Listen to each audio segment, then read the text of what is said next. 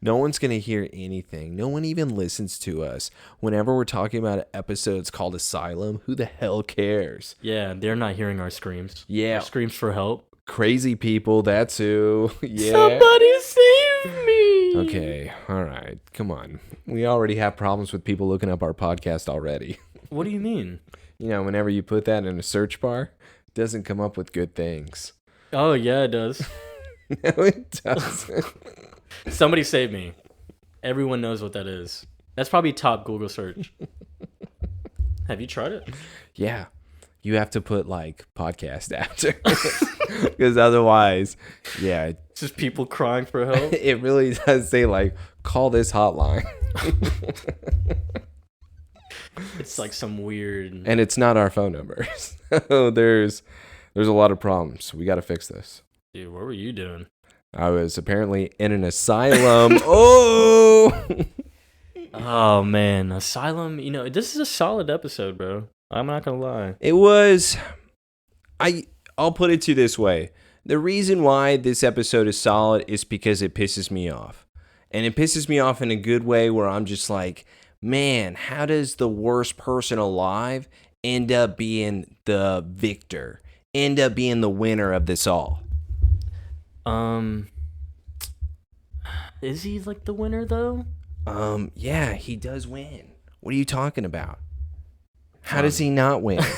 I'm not even going to say who. And by the way, our audience is probably thinking, oh, it's got to be Jonathan, right? He is the villain. Yeah, John, sure, yeah. He ends up winning. What, dude? What do you mean, bro? Clark has to do his chores. That's every day, bro. That's nothing to him. Okay, all right, fair enough. Come on, bro. But I do want to say with the main villain in this episode, he does win. He does get what he wants, which is... I'm not even going to say it. See, I'm getting too far in. Now spoilers are going to be coming out. I don't want to be like the brothers and start ruining things before we get to them. Shots fired, bro. Yeah, they're real shots, too. I'm like, Van. Oh! Oh, Lord, yeah. Dude, this is why it's such a solid episode, bro. We get return characters. Characters, man. Not even singular. It is whole plural. We get 1, 2, 3. It's wonderful. Van McNulty from Extinction this season. We have Ian. What was his last name? You sound like the Sesame Street vampire. 1, 2, 3. 1. Ian. Perfect. 2. Van. I like how their names don't have more than 4 letters, though. Eric.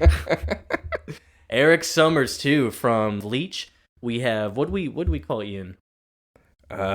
Two-timing? I mean, at this point, I'm just upset that Ian still doesn't push himself. And I know it's still my man, JTT. Let's not get this twisted. He is still good looking as ever, and he does own every scene that he is in. Yeah, bro. Honestly, he does. Yeah, he's pretty good. He's like the most noticeable person whenever he's saying in the lines. But Eric threw me off, dude. He's like, I feel like he's way more evil than he was when we last saw him. Yeah, well, it's probably because his parents never came to visit him, or his father told the guards to beat him even more than what the other people get. He deserves this. He deserves this. You hear me? You beat his ass. Oh, and make sure you break his glasses, too. Look, why are we beating around the bush, dude? He's not visiting his son in prison. No. He's only going to go on, like, his birthday. Yeah, and you got to remember, he's the one that put Eric inside of this hospital when, let's also put this out there, Eric's powers he doesn't have powers. How is this kid dangerous exactly? He's only dangerous to one person in Smallville, right?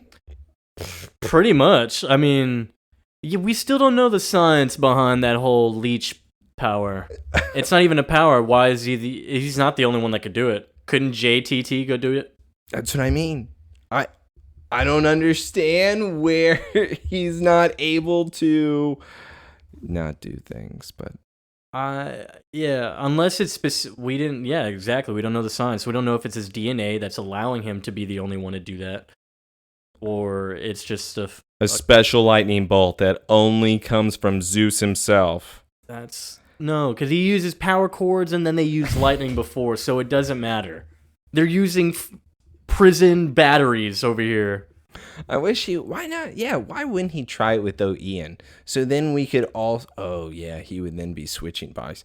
Never mind. No matter what, Eric's power is really a very selfish one, and it only works for Eric and nobody else. Yeah, I'm Eric Summers. Only me. I didn't finish that scavenger hunt, so I'm gonna kill everyone. Yeah, my dad made me get all the rocks, and he still failed me. I had all of them, Dad. I was right there.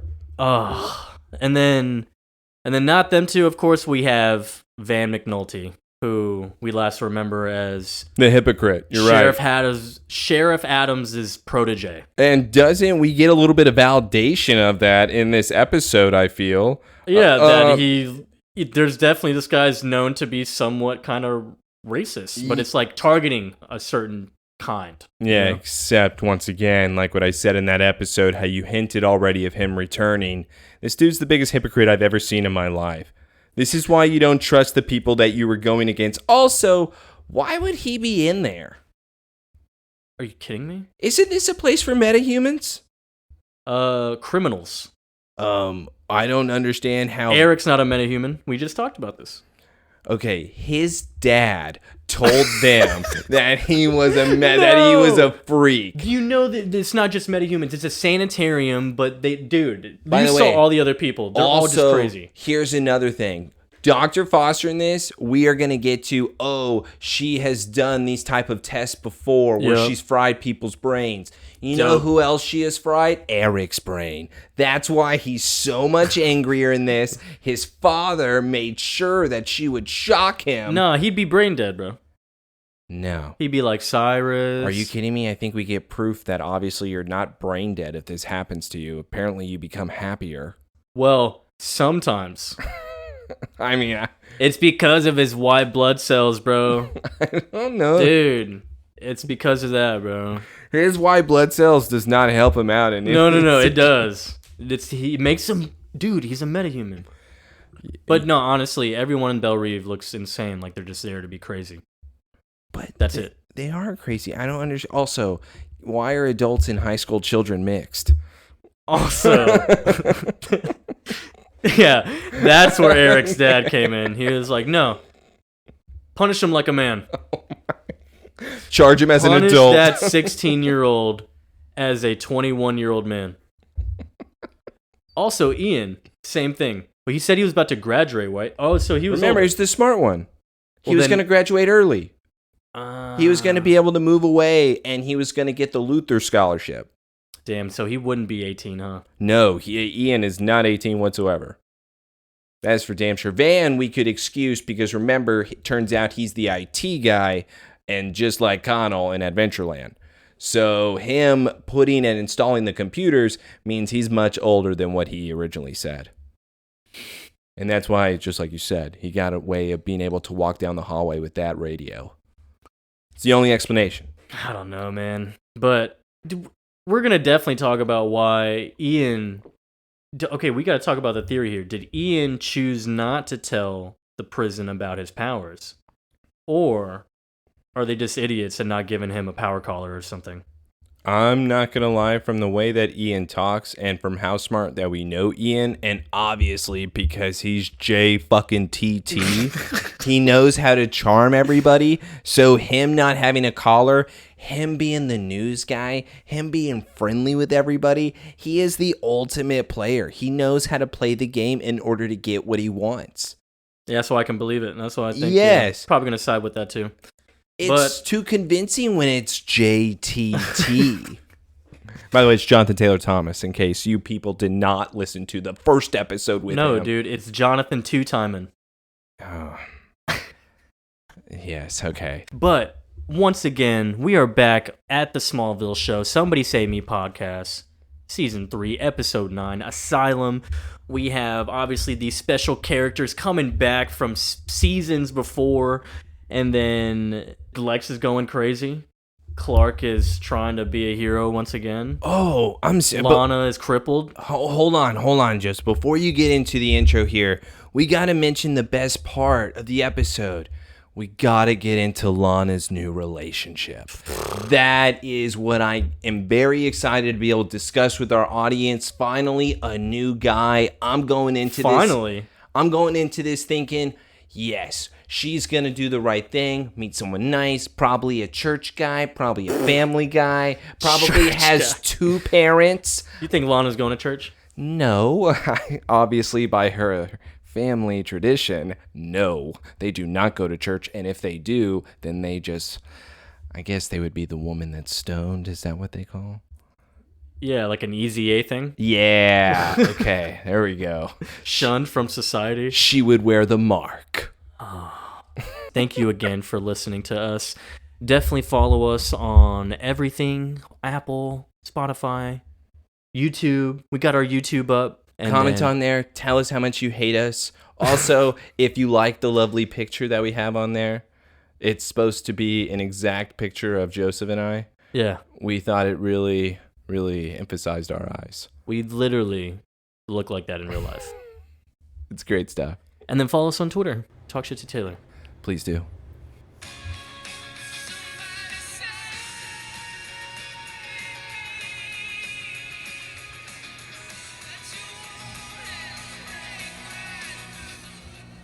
So good. So good. We open up to Belle Reve Sanitarium. Got a nice little tune going in the back. Did you hear this tune? It's like intense a little bit. Yeah, it's once again that slow metal music. It's like Breaking Benjamin right now is what it sounds like. And we just got like a prison looking like asylum, really. Like a lot of people look crazy, but then there's like some normal people just pushing others around like they're the prison bullies. I just had to pause it real quick here, and I know it's already so early in the episode, folks, but I do have to ask, isn't he so rich that he wouldn't be around peasants? Yes. Okay. But remember, his father is also just like Mr. Summers. They hate their sons. So Lionel, this is Lionel's fault. This is where the evil dads put their children. That's right. That's right. Yeah, John was like, hey, yeah, why don't you go visit Lex? It's been over a month, Clark. Maybe you could stay there. You know, because you're crazy for doing all the things that you've done. Do I have to remind you of blowing up the ship? And by the way, the insurance company dropped us, Clark. We almost lost the farm if it wasn't for the horse sense of Lex. You killed our baby. Shout out. Damn. The horse. But we have Lex in line. It's the line to get your medication for the day. Everyone has their own, I guess. He takes his and just walks away. Now we see more of a glimpse of everyone's just crazy artwork. What is that? It's supposed to be the meteor shower? What is that? Yeah, they're also... Someone's painting a meteor shower. And it's using the exact same colors. If you've noticed here, the red, the yellow, and the blue. Yep. Nobody has any other Primaries. colors. Yes. And nobody decides to mix them. Instead, it's just straight those three colors. No, mixing is too crazy, bro. Yeah, too much. Too much. Dude, look, they got Looney Tunes playing in the back. Shout out Warner Brothers. This would be Taylor, so I don't know why we're just defining this with crazy people. Can you tell me if he just dropped his pills into the paint? Yeah. That's what he did, right? Yeah. Okay. So he apparently did not take his pills, so he has a way of just like keeping them in his mouth and dropping them back in the paint like that. And I'm a little bit lost, so... Is Lex now crazy? Is he not? Does the medication, in fact, make him better? I don't know where we are at with Lex, if he's still even being poisoned, because I would even feel like that Lex wouldn't even trust his food nor his drink that he would be receiving. I don't know how, how is Lex even touching anything? I wouldn't even touch the paintbrush. That's true. We could be getting anyways now. So do you want to get into Clark for some reason wanting to stop by, and this is their visits of taking somebody through the Crazyville? Yeah, Clark ends up coming and visiting to Belle Reve, seeing how crazy it is. Why does it look like this? There's no way it would look like this. And then we get the racist Van McNulty. What, you mean John Tucker? John Tucker, yeah. It's John Tucker. Sorry. Just get it right. Just get it right. God, this isn't the other Tucker. This is John. And he has like his own little room over here. And what a setup, dude. He has it decorated. We're going to talk about that later when we go back in there. But he immediately sees Clark walking through the hall. He's like, well, look who it is. Hey, freak. What are you doing here? And then the security guards just slam him up against the wall. Clark, he looked like they obviously saw he was about to charge at this man. But he's like, you're the one who should be in here. Clark looks back and then whispers to the guy, I don't know him. And now they just keep walking forward. And now we get Eric Summers, a.k.a. Shawn Ashmore, returning. Iceman. He's got bigger glasses in here. Well, yeah, obviously, he's had his glasses broken 3 different times. And like I said, he's playing Eric Summers back from Leech. He is Leech, that's his name. And he is just more evil than last time. Sees Clark, he's like, hey, Kent. Yeah, what's up? How's those powers treating you? The security guy even pushes him. Once again, the last time we did see Eric, he was never that tough to be able to handle a push. Yeah, once he lost the powers, I figured he just going back to being kind of like... Maybe he keeps a little. I mean, he was kind of edgy, though. What? Like, a little bit. Like, he was like... Until we saw his pants to his belly button, and then we didn't... and then we were like, no, we're out. We can't do this. No, remember, he talked back to that cross-eyed bully. Yeah, but he wore his pants all the way up to his belly button. But he was Neo from the Matrix. He brought a boombox and slammed it on the picnic table. What am I missing right now? He put the car in his own house. This doesn't mean when he put the car in his own house. Okay, you got me. Okay, maybe he was evil. Maybe he was. I'm just going to forget the leather jacket, though. And then after that, we get JTT. JTT, Jonathan Taylor Thomas. Ian's back talking to Kent. You notice how he's just so slick about everything? He's just like, what does he even say to him? He just says, oh, hey, Kent, what are you doing around these parts? That's true. Yeah, he's smooth with it. And then it's just like the guards even saying, why do you know so many people in here, you 16-year-old child? I don't know them. I don't know who this Clark is. You signed in. Yeah, you signed in. And of course, Clark sees Lex, sees Clark. And he's just so happy, man. The nice little grin on him. And it looks like this is the first time they've seen each other. Yeah. And it's actually confirmed that this is going to be a month, a little over a month that he's been in here. Clark even mentions to Lex, hey, what's up, man? Like, been trying to see you for over a month. And I guess he wasn't able to? I would imagine that Lionel probably blocked a certain amount of guests until a certain time period on which he believed Lex was really taking the medication. Yeah, maybe so. And then, well, yeah, because a month would make sense. I mean, yeah, immediate visits within that makes sense. They wouldn't be able to trust him.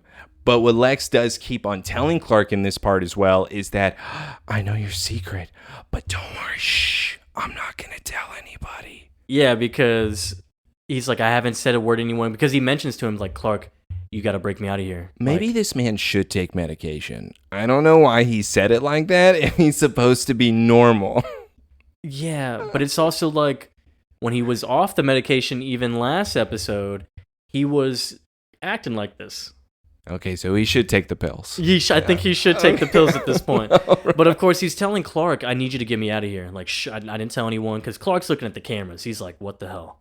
I can't be talking about this with you. And Lex is just like, dude, I saw the car hit you 60 miles an hour. You could break me out. It's not going to be a challenge. And then, of course, Clark's just like, dude, I want to, but... And, of course, Lex is just still pleading. Well, he's trying to say, hey, I'm a high school kid. I'm not allowed to be able to show my powers. My dad will whoop my ass. So I'm not going to be able to help you out here, Lex. Can you understand that? No, it's fine. My father's never going to let me out, though. You're my friend. You're all I have. And I will give Lex a little bit of that. It just still feels like this is why Clark can't tell Lex his powers. Oh, of course. And he doesn't even get time to tell him, like, these reasons. It'll always be a phone call from Lex at a point saying, hey, I need you to do this. Mm-hmm. And that's the issue with Lex being able to learn his secret. Finally, this is hinted at. Even though it's something nice to do for him, it's still showing, I need you to use it for me. Yeah. You're like, dude, only for me. Who cares about the repercussions? Exactly. You can do whatever you want. Exactly. And so he's begging him. And of course, Clark he can't. And so he walks away, and Lex goes nuts, man. Clark says he's sorry too. It's like, dude, I can't do it, bro. And he looks like he feels really bad, bro. I mean, I wouldn't do it either, dude. Why? Because you're in high school? Is that why? Yeah, my birthday was just like a couple months ago, dude. I'm like 16 fresh. Hey, Lex, I know you had a bad summer, but I had a bad summer too. So I'm trying to fix things on my end.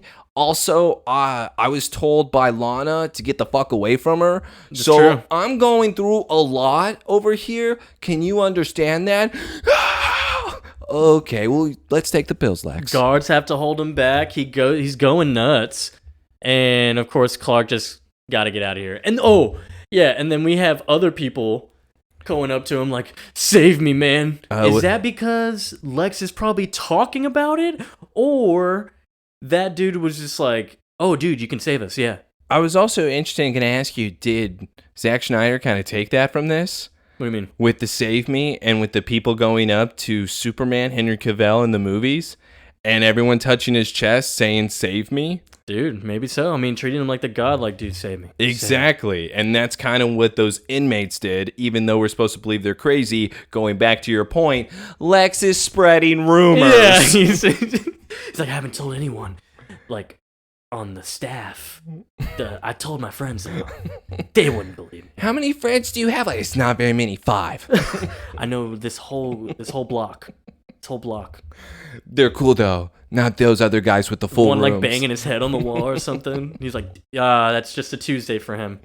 But Lex is in his own little room now, about to get fed his personal food or medication. Yeah, after the scene where he screams, I'm assuming we have some type of time jump because we're on to the next scene where he's in his cell block laying on his not so very comfy steel bed. Mm-hmm. That the prison guard then comes up. He has a pencil where he's trying to stab.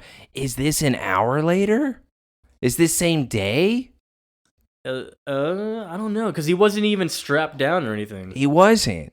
And after an incident like that, do they just put them in their room and say you're in timeout?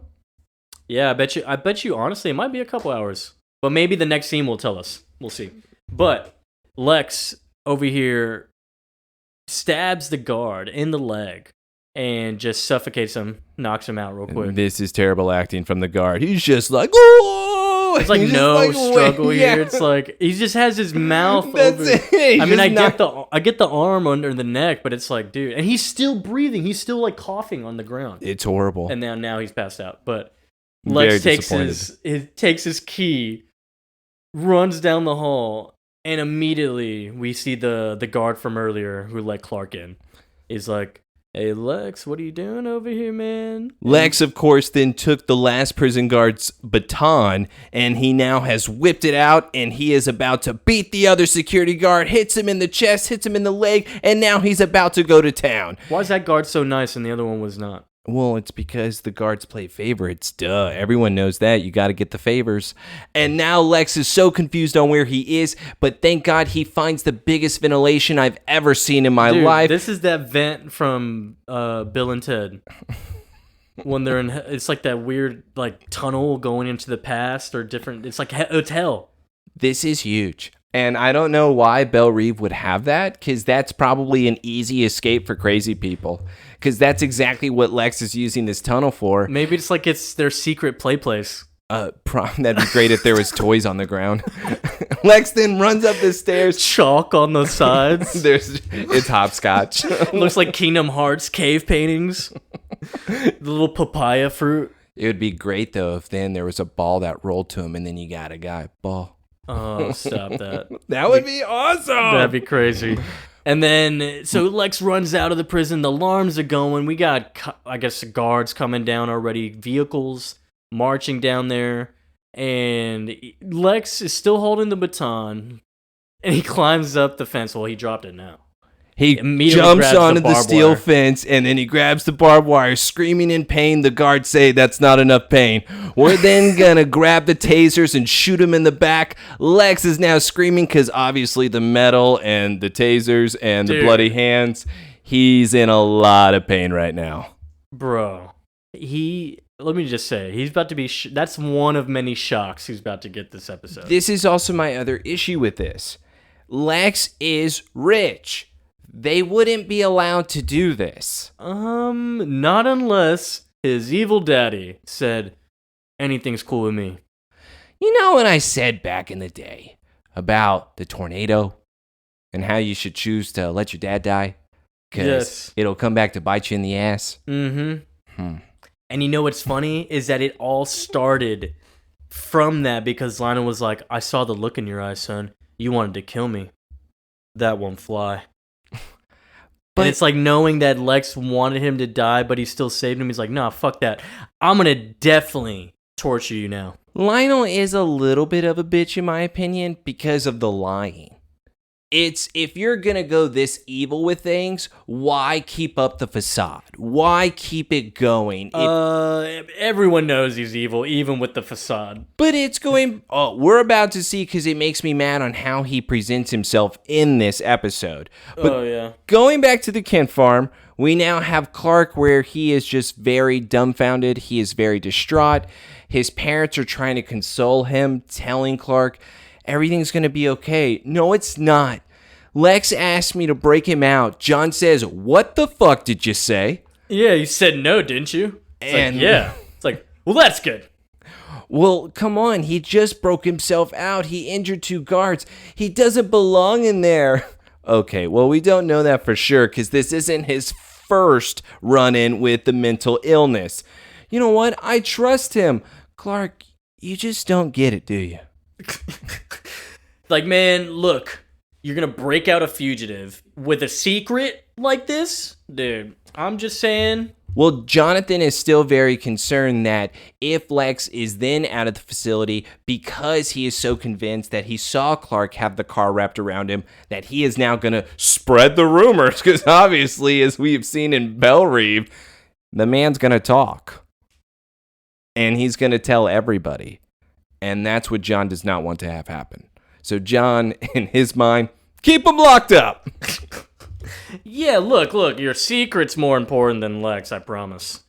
But of course, Clark is like actually kind of begging here. He's like, look, I really want to help him. Like, look at him. He's not even supposed to be in there.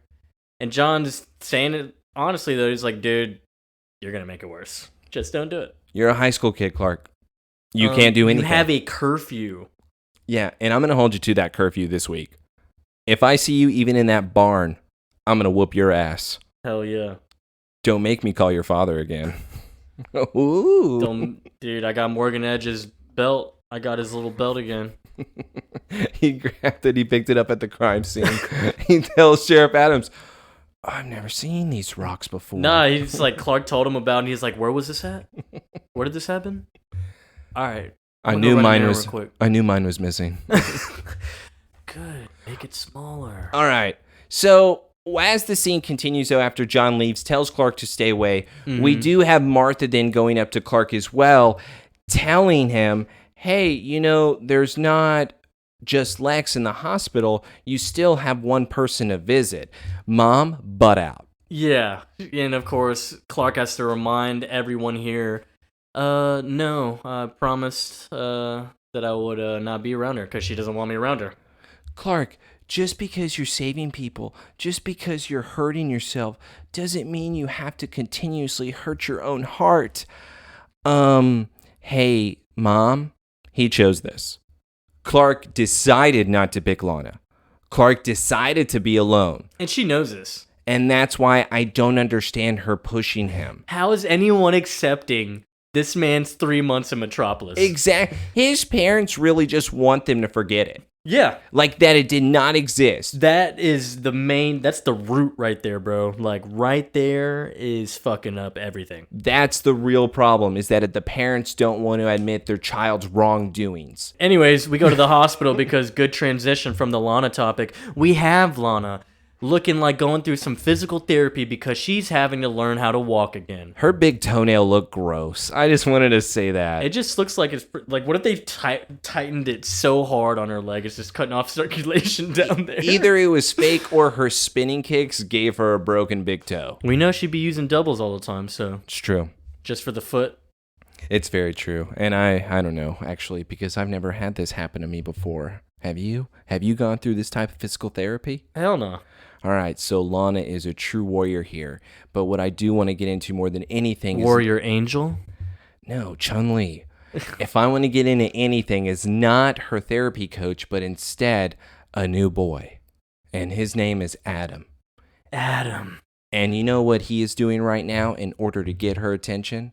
He's talking shit. Yeah, he's talking shit. He's like, because the therapist here, physical therapist, is over here helping out Lana. She's like, all right, you're done for the day. Hey, Adam, don't be overdoing yourself. He's like, if I listen to people like you, I wouldn't be where I am right now, showing off these glutes. Oh, by the way, hey, I think you're getting off easy. Suck it up. Yeah, talking to Lana. And by the way, Adam is shown to be Ian Somerhalder, who is famous from the Vampire Diaries and also Your favorite show. Lost. So everyone just know that's our fourth special guest here. Vampire Nice. Diaries, you watch it? No, I think I've seen like maybe 2 episodes ever. Dude, you're so lame. I've never seen one. Wow. Yeah, after everything that I've watched, even with me reading all the Twilight books, Vampire Diaries, not for me. You know why? It's too young. It's too what? That's your problem? Wow. What about these people over here? What? What are you talking about? What do you mean too young? No. They're people, all underage. that's what they tell us. But obviously, we have figured out with this alternative Okay, high well, school. it'd be the same with them. He definitely looks older.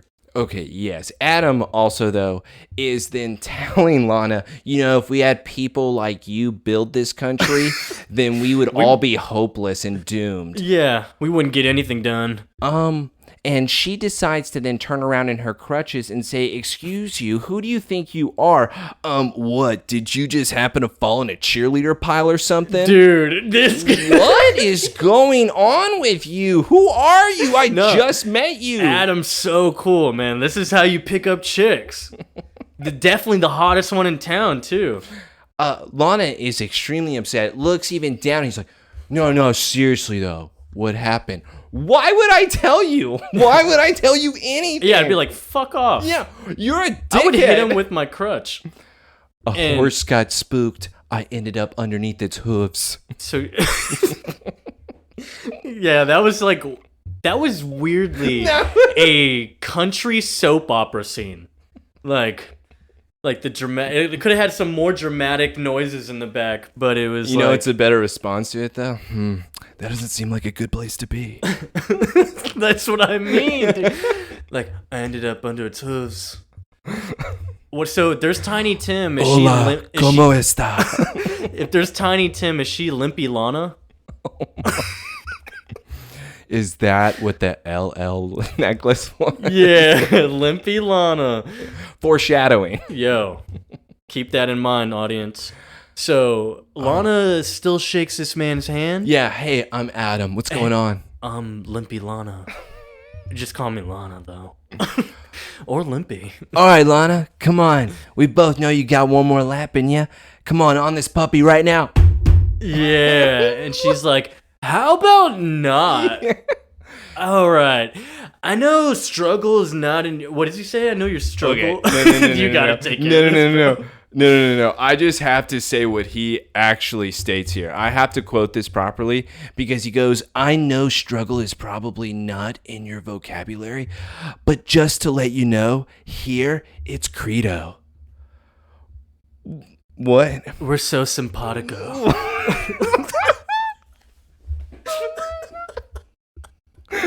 What is the matter with this Dude.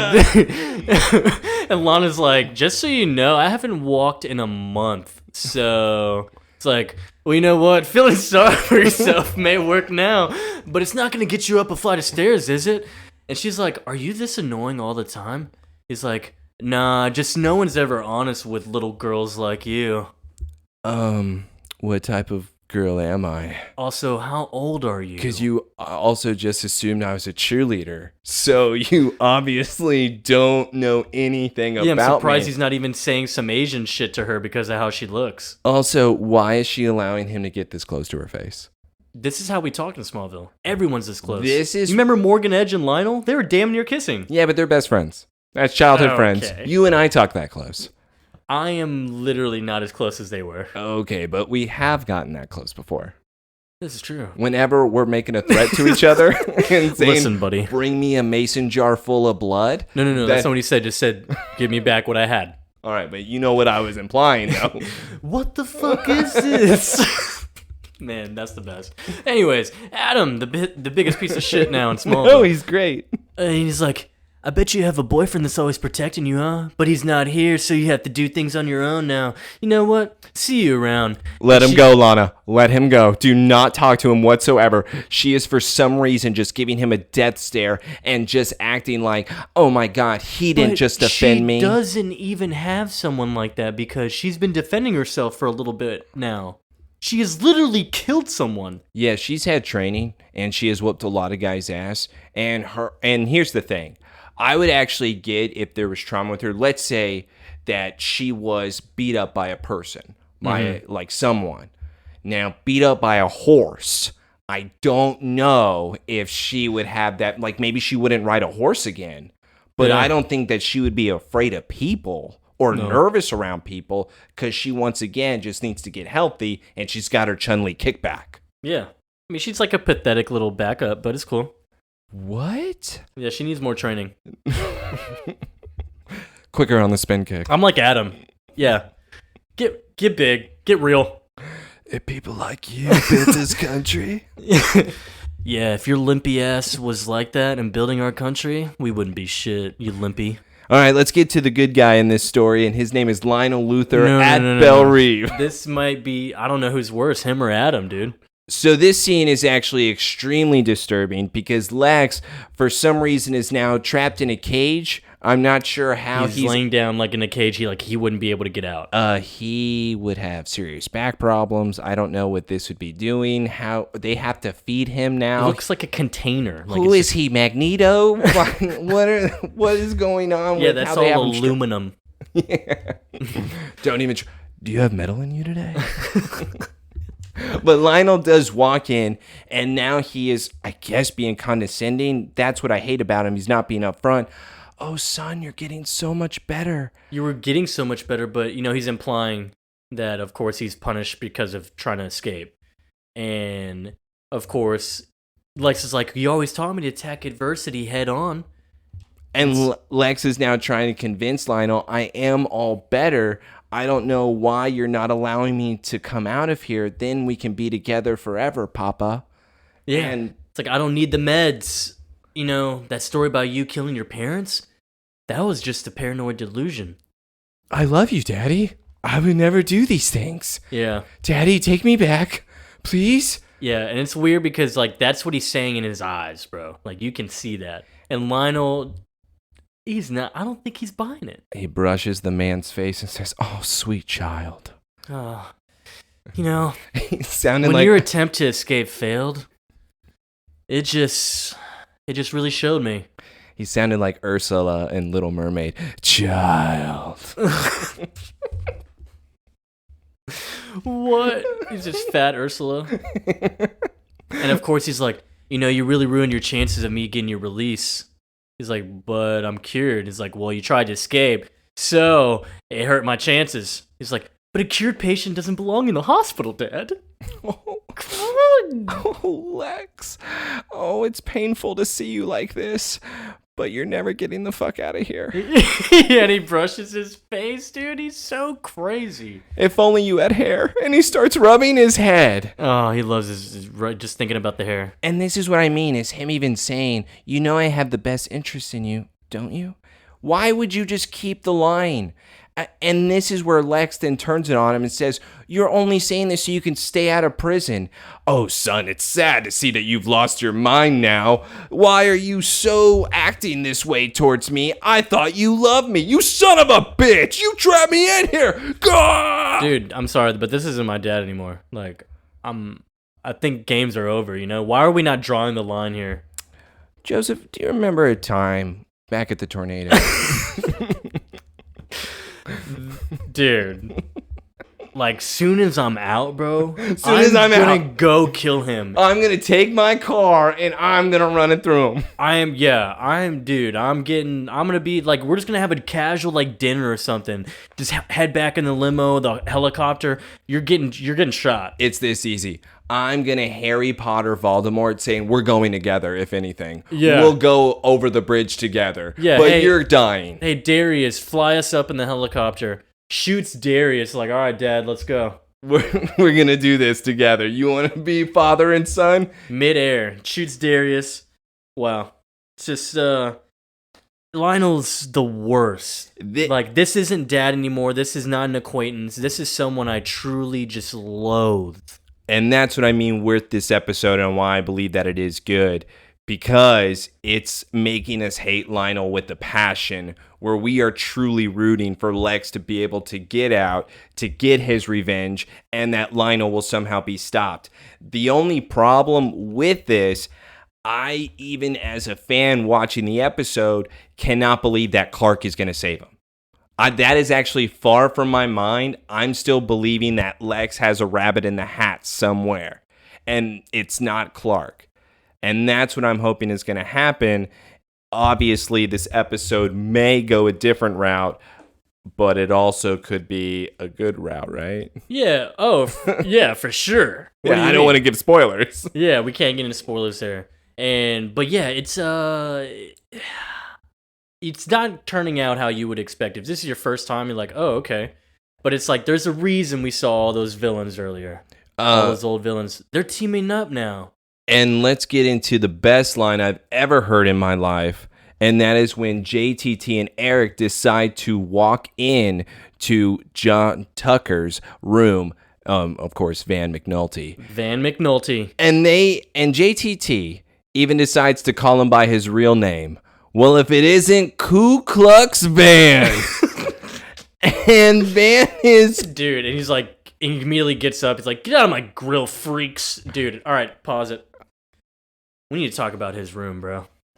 What do you want to talk about? His room, Hold on. all these posters. Let's get into the room. So I see the ships.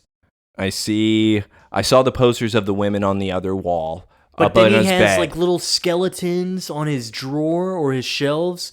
Like, he has sharp objects. Why is a prisoner having all these knickknacks? That's what I mean, is that... I don't even think they're allowed posters. Well, now we obviously know where Lex gets the pencils from. It's from Van's room. He obviously does not clean. And he was like, hey, Van, my guard outside my door, he's a media freak. Swear to God. Word? Here's a pencil. I got the best pencil for you. This is all they let me have, man. I'd make you a shank, but this is all I can get. Perfect. It's a sharp pencil, though. Number 3 pencil. That'd be a fat pencil. Yeah. Like, that lead is really getting... Like, that's going to cause some lead poisoning. Hell yeah. You want to kill him, right? Yeah, come on, dude. That's the long haul. Word to lead, Superman. All right, but anyways, the room, ridiculous. Anyways, of course, Ian's making his jokes again. Pretty much that Van's a racist. And look at how many naked chicks he has on dude, the wall. it's so many. Oh, man. Where did he get these magazines? Who's supplying a high school kid with these magazines? And they're like telling him, like, well, we heard about your ethnic cleansing campaign you once had, Van, where you were just wiping out a lot of meteor freaks. See, dude, like ducks on the first day of hunting season. I was for once right. It's Halloween season. He's got a pumpkin on the top shelf, too. Halloween season? Look, it's a pumpkin and skulls. Hmm. He was just having decorations in there. Bro. Stop accusing Van of these bad things. Oh, no, it's not a matter of that. Just like, I don't think he should have any items in there. He's a high schooler. It's a Belle Reve Sanitarium. These are all crazy people. But he tried to assassinate Lex Luthor. Hold on. Let's backtrack here. These other ones have powers. Van doesn't. So they give him items. Not everyone has powers. We went over that. Okay, I think everyone has powers no, here.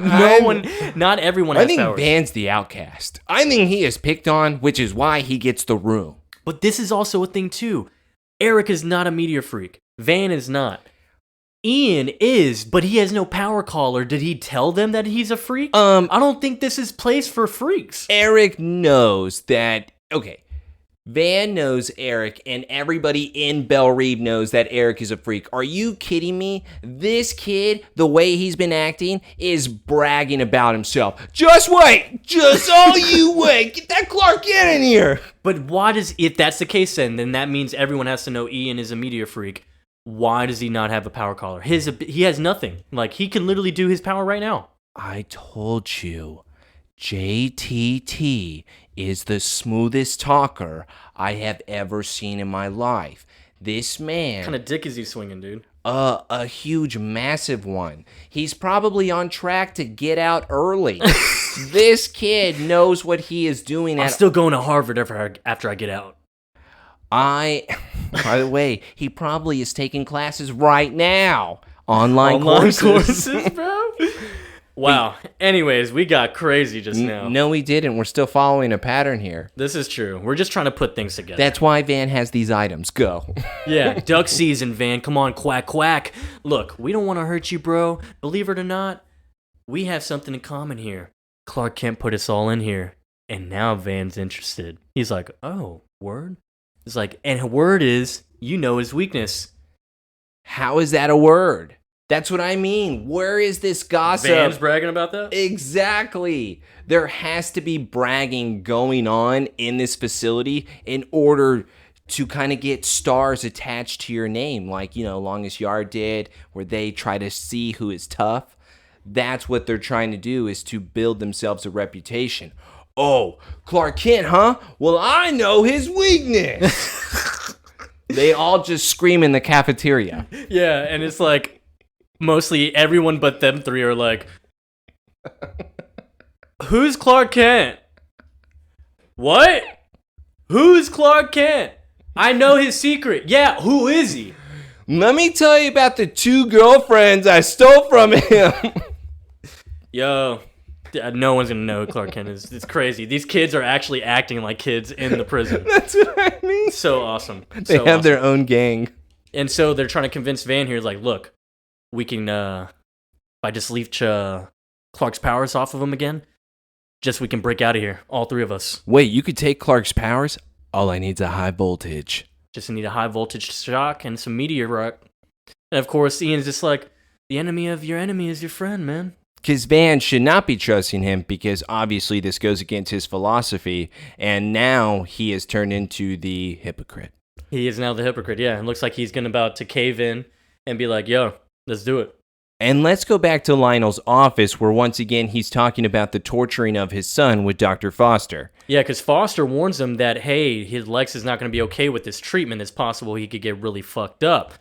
And Lionel's just like, your comfortability with this is not my concern. You're going to do it. Well, what's interesting about this is that Lionel's even mentioning to her that the pills that they are giving him are not working.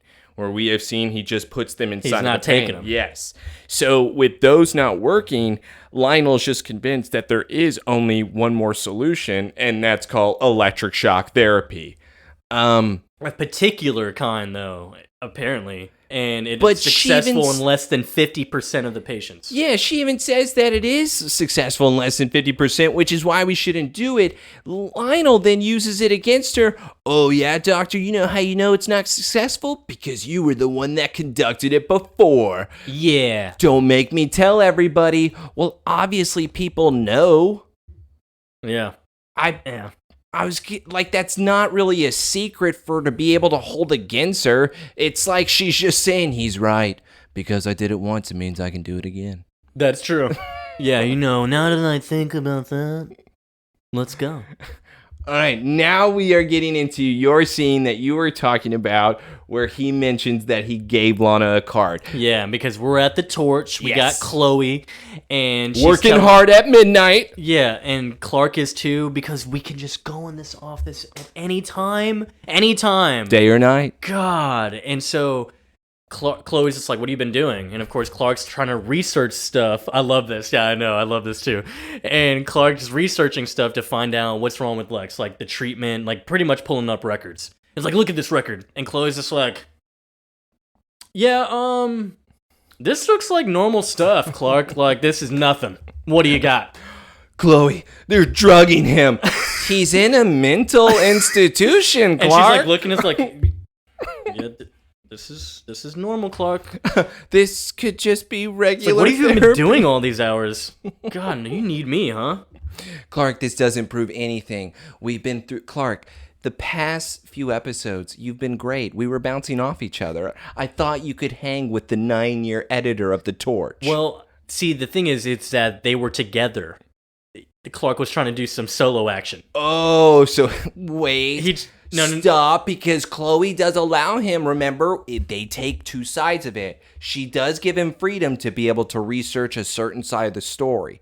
Are you trying to say, though, he still has to have some type of handheld? No, well, he definitely can't do it all alone. He always needs Chloe recently because their plans have been really good. They've been solid.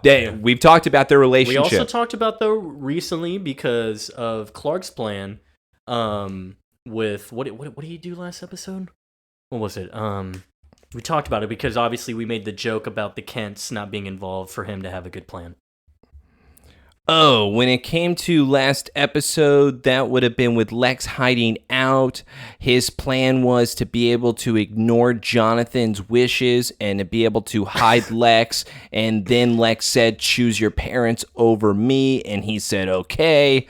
And then I don't remember what good plan he had. Nah, he had a good plan. He ran into the mansion, though. He got rid of Morgan Edge. Yeah, but I think that was by accident. Because Lex is the one that got rid of him because he shot him as Morgan was driving the car towards him. Maybe so. What do you mean, maybe so? We saw it last week. How about when he threw down Darius? Oh, wait. Was the plan? Oh, wait. Were you giving him that plan? Mm-hmm. And actually, when he went to the mansion multiple times, he just acted like it was nothing. Oh, remember, it's when he told Lex, I'll just act like that I don't know what's going on, and if they ask me, I'll be looking for you. I'm 16 years old. It's cool. That's what we gave him the benefit of. All right, I'm glad we figured that out. And I love Chloe's like, Clark, why don't you take a break? Let's just do this in the morning, okay? Clark, we're going to work together. You need some sleep. All right, high five. Yeah, and of course, Chloe's like, yeah, I have to pick up Lana on my way home. And he's like, oh, how is Lana? And she's like, it's been really tough. She could use some moral support, Clark. This is where Clark then mentions, I got her. I sent her a card. $1.50 piece of cardboard. Clark doesn't really say I love you. It says I love you so much. You know what, Chloe? If she wanted me there, I would be there. But obviously, that is not the case. So why don't you butt out of this? All right, just keep me posted on the Lex front. Wait, Chloe, I got something. Dr. Foster has recommended Lex for radical electroshock therapy. This is made public? Yes. Why? On the night of that they decided to do this? What kind of systems do they have in there, bro? Where are they able to hack? Obviously, here's the other problem. If Lionel was installing those computers, wouldn't that mean he would block any type of access they would have? So the only type of explanation is not only is Chloe the editor of The Torch of 9 Years, but she is the ultimate hacker. Yeah. No, for real. I mean, it's all Lionel's fault. I mean, he gave her the computers. Exactly, and she knew how to hack the system. God, she is so great. And of course, Chloe's thinking like, yeah, that's a little extreme. Memory loss is almost a given, and if things don't go out well, then Lex could turn into a vegetable. He's a vegetable, bro. He's a piece of celery. Well, how long do we have? 24 hours. And then we got John Tucker back at it. In the prison? Well, he doesn't have a gun and he's not in the forest, so he can't be doing his ab workout. But thank God he's able to bribe a guard. The nice guard we saw earlier. And I told you he plays favorites. And look at this. He gets him some money because he's given Van in the gym, their little gym. He's given Van a meteor rock. And so now we get the idea they needed the meteor rock. They're going to try to leech Clark's powers now. And then now we have Ian coming out of the shower, and he's like, oh, yeah. You got what you were waiting for?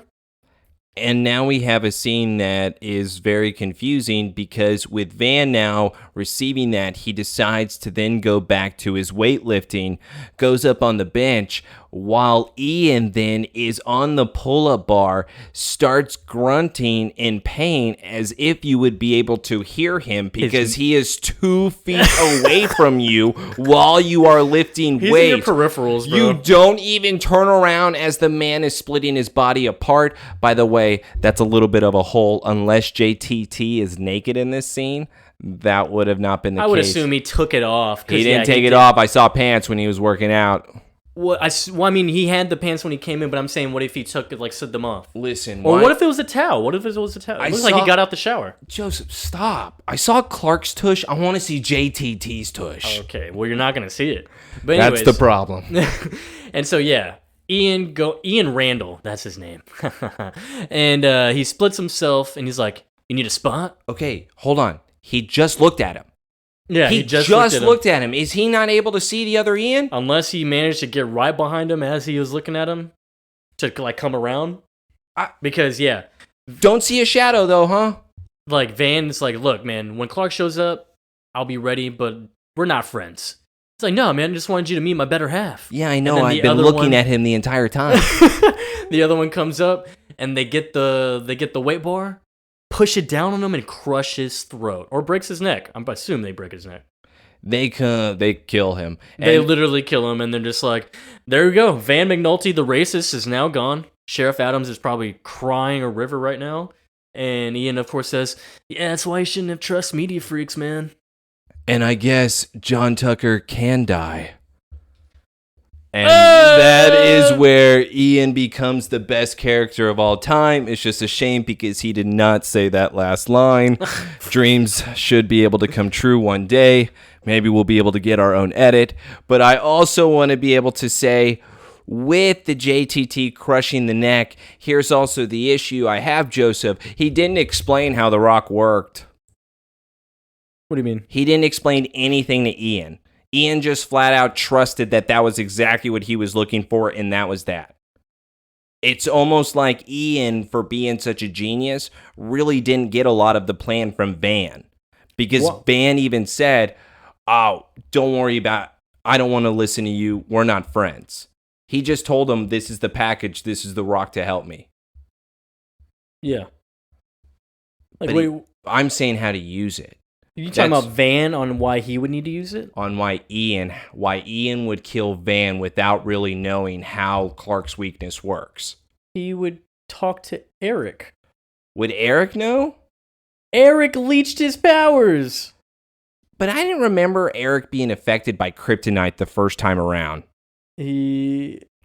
Oh, nope. He was during their electrocution fight inside of the pit of doom. Yep. And that was with Lana's necklace, right? That's when we had to theorize because it was like a switching their DNA.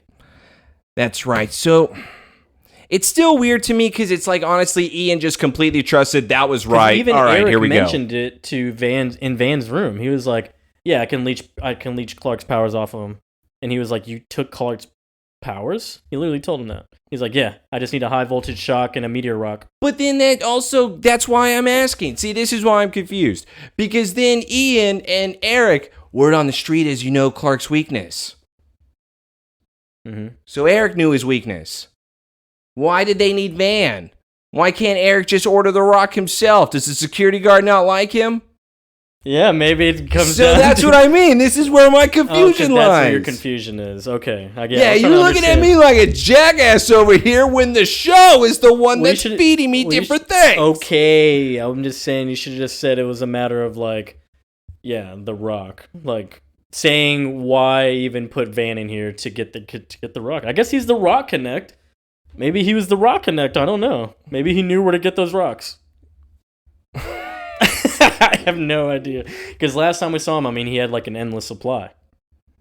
I get that. I'm just saying. Maybe he told the guard, hey, dude, check out this spot I used to get my meteor rocks from. I don't think we needed Van. Maybe they just knew Van to be in with the guards. Eric just had no friends whatsoever. Eric is honestly just a loner. He didn't have anybody to be able to call on the outside, so they needed Van and his popularity. Or Or It's because John Tucker's so good theory, looking. what if they made it up just to be able to kill him because he was a racist? No, I would say I would go with both of what you said. I would say probably the second part that you just mentioned, that's small. The first part is they didn't have the hookup because Eric's such a loser. Yeah. His dad was right. I mean, they are children. No, his dad was right. He needed to fail that class. They are children. Yeah, they probably.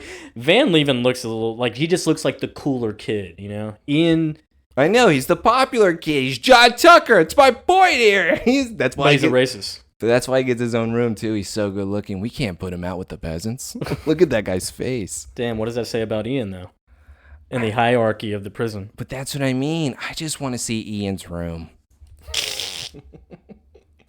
Yeah, his room's probably wild. All right, let's get back to Metropolis. We go to Metropolis General Hospital, and of course, we're going to a comatose patient here. Or sorry, a vegetable type patient. Claire Foster's like, how's he doing? Like, nothing. It's fine. And Velma and Daphne decide to walk in, and Velma should be the only one to be able to speak because Daphne, we know what you're doing in here. Yeah, is there a reason why he's like that? Why he's a vegetable? I heard you're about to do that to Lex, huh? Huh? It's already failed once, and you were already sued. Don't you want that to happen again? Dr. Foster's in there going, hey, kids, how were you able to get in here? Yeah, they showed up like right behind her. They were definitely following her in the hallway. And how did she not see them? That nurse would have said something like, hey, what are y'all doing in here? Also, Clark's the tallest person in the town. So he wears denim jackets all the time. But she is thrown off by them, and she says, listen, this is just caused by the radical shock therapy. It's happened before, but we are just going to proceed with Lex. Lionel's orders. And if you know anything about Lionel, you know I can't turn that down. But Daphne does make a very good point here. You think if that happens to him, being a vegetable, you're going to be let off the hook? Well, think about it. If her and Lionel are the only ones that know, why would Lionel keep her alive? It's true. It really is. Because then it's just like loose ends. Exactly. And Lionel's the guy that's going to not do anything except clean up all the messes and make sure nobody else knows secrets but him. Right. No, you're right. And of course, now we get to the next scene here. Newspaper. Oh, that's right. Newspaper. Yes. Here we go. So we got to try to find it. We have a little fun fact here about this newspaper, but we go to Lex's prison cell, and Ian's coming in, and he's like of course, he's like the library boy. This is hilarious. And it's funny that I think the kids would probably That's great that he is the library boy, that he was the one that checked out all the books, and now he's the one that pushes the I guarantee he's still learning in there, bro. That's what I mean. He's probably just reading all the time. He's about Nelly Harvard? from The Longest Yard. Yeah, you asking about Harvard classes, he is doing them. He's literally doing them right now. But he teaches the classes in the facility. Oh. Teacher? Dude, he has a whole room, bro. Classroom. But so, of course, Ian's coming in here to persuade Lex on a little offer.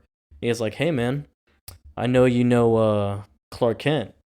Just seeing if, you get him over here, maybe we could do something. We kind of know that you want to get out, and we want to get out. So we know... And Lex is even... Clark. And Lex is even though confused because he is telling Ian, why would you even be coming up and asking me? Because Ian is saying all the zoo animals are going to break out. And you're kind of the rich one in here. So when we do break out, I'm going to need a little money to be able to get out of town so I can pick up my two hotties. This time we won't have tickle fights. And then I'll be able to sail away together with them. Yeah. And Lex says, okay, I don't know you. Please go away. And Lex does give Ian the compliment, though, of saying, I admire your ambition, but you're going a little bit too far here. I'm not going to be selling out any one of my friends, especially the only friend I have that comes and visits me. Yeah, and he even tells him, like, you even tried to hurt my friends. Like, what the hell? So now take your little cart and go sucker some other patient with a bank account. And it's mainly the funds for this man, And of course, but he's like, he adds this little tidbit. He's like, if my brain was about to be fried tomorrow, I feel like you'd have better attitude about this, Lex. You're bluffing. Why would you even say that? I'm smarter than you. Yeah, and he's like, this fear tactic's not going to work, but Ian pulls out, he got the report of the scheduling. Dude, it's made so public, I guess. But Ian shows Lex in paper that he's on deck and scheduled for electroshock therapy. I know everything that goes on in this dump. Yeah, because he asked him where he gets it from. No, it's probably because he has sex with all the secretaries, because JTT, he gets what he wants always. Hell yeah. And dude, and so here we go. Right there. Pause it. So we're at 22:29 of this episode. Ian's walking out. He's taking the card away. And of course, Ian's has a side view. We have a side view now of the cart coming out. And the newspaper on the Daily Planet says, Themysciran Queen meets Pope at the Vatican. And it's like, whoa. Season, that's a big nod. Yeah, it's a huge nod. It's a huge nod. I just find it interesting that we don't ever mention it before. And do we get Themyscira later on? I think we hear more about it. I don't think we get it. So we get so many different characters later on, and you've even spoiled some for me, but we don't even have a Wonder Woman? I could be wrong, dude. What do you mean you can't be wrong? You're not supposed to be wrong about these things. The brothers then make fun of us when we're wrong about these things. Look, dude, we don't get Batman or Wonder Woman, so get over it. That's interesting. The Batman thing I would get, though, because Batman was still kind of big at this time. They were releasing movies. Yeah, that's true. Wonder Woman, though, I'm surprised by all the other characters they've introduced. That's all I'm saying. Okay. But it is nice because we get the Themyscira Island, obviously Wonder Woman, Hippolyta, and whatnot. Hippolyta, you didn't tell me you had a daughter. Mm-hmm. I love that Justice League episode so much. And it's because we also get some Felix Faust. And he has easily one of the best lines in a DC animated of all time. Where when the Justice League Dark movie came out, they then believed that Felix Faust, is the villain. They then go into his library where obviously my woman Zatanna is with the Justice League. And she tries to be able to say a spell, but she's not able to speak in his library. And women. He says, I did that for you and for men everywhere. It just shows, man, you're in this movie for 5 minutes and you're just a piece of shit. Like, you just leave your mark immediately. I wish they would have done more with Justice League Dark. Justice League Dark is easily my favorite team. I'm just truly obsessed. Oh, you really love them. Have me some Demon, have me some Constantine, have me some Swamp Thing, have me some Phantom Stranger. Oh my God, just get Spectre. Let's keep it going. Deadman, I want these people. Man, Taylor really loves them. I think he's their biggest fan. James Gunn, make it happen. They're your perfect team. So, yeah, we see that little Themysciran reference. Ian's like, hey, just think about it, Lex.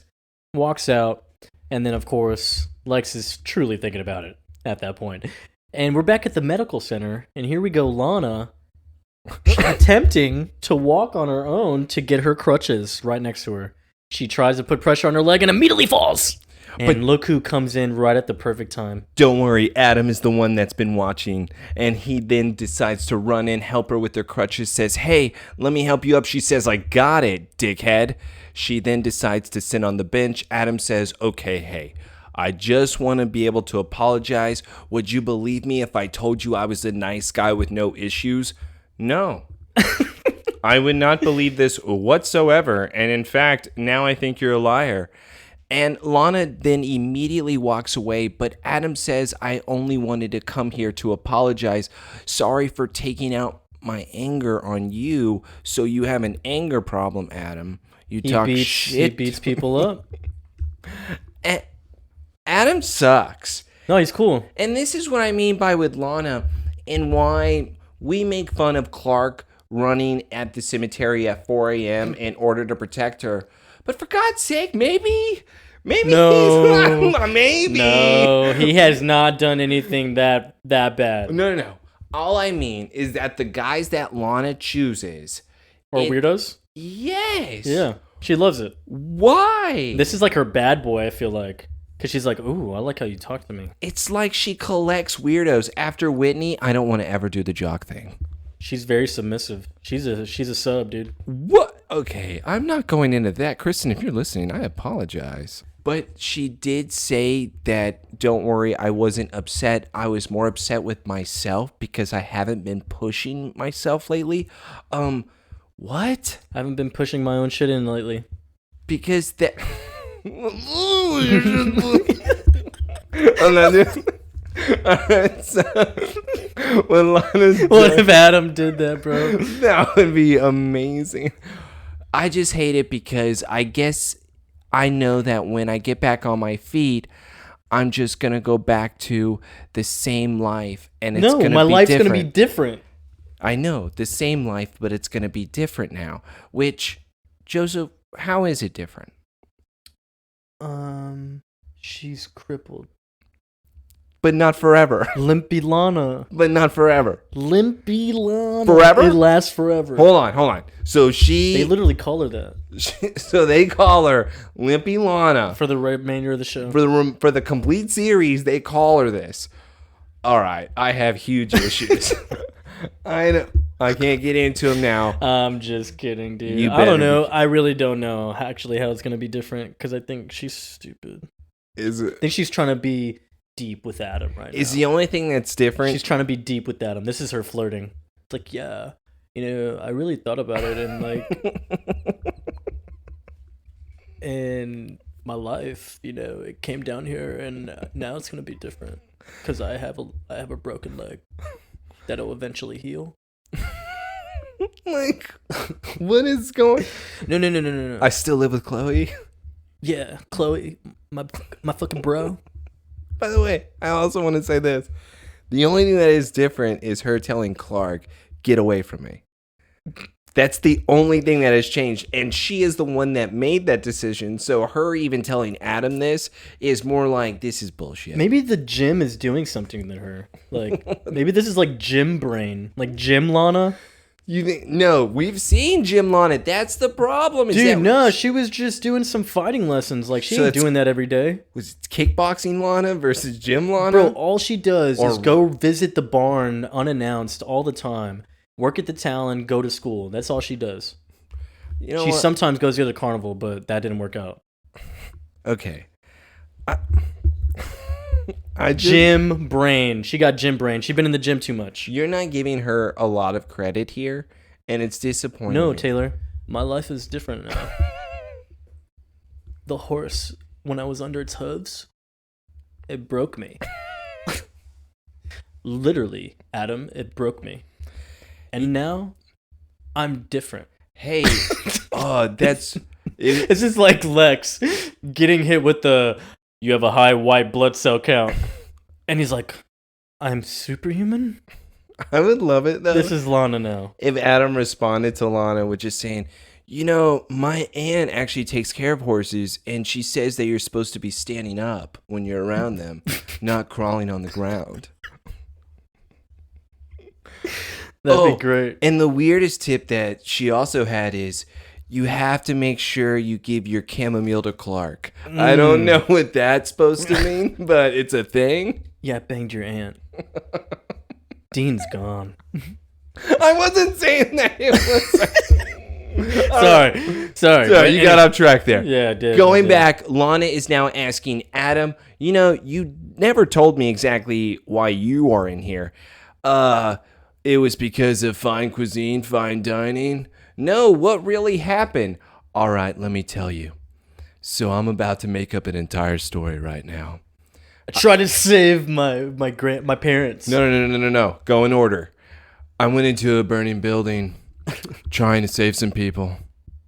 Those people were my parents. Like, he just added that. Like, it wasn't right off the bat. Okay, I believe you now, guy. Who should the people be?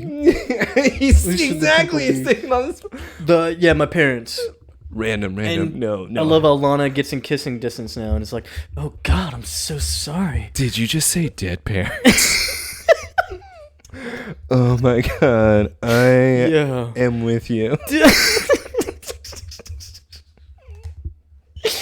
dead parents. Yeah, she can all of a sudden walk now when she heard dead parents. Holy Spirit. She hopped the same distance that it would have taken her to get her crutches that she fell over. Oh, Jim Lana. Jim Brain Lana. Dude, but yeah. You see, Lana, I guess I'm a little afraid of my future, too. I'm going to breathe in your mouth. Dude, they don't make any sense.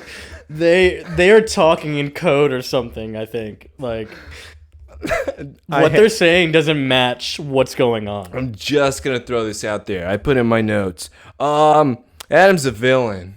He is not going to be a good guy. I don't think he's moral support. No. And if you're saying that's better than Clark, then I don't know.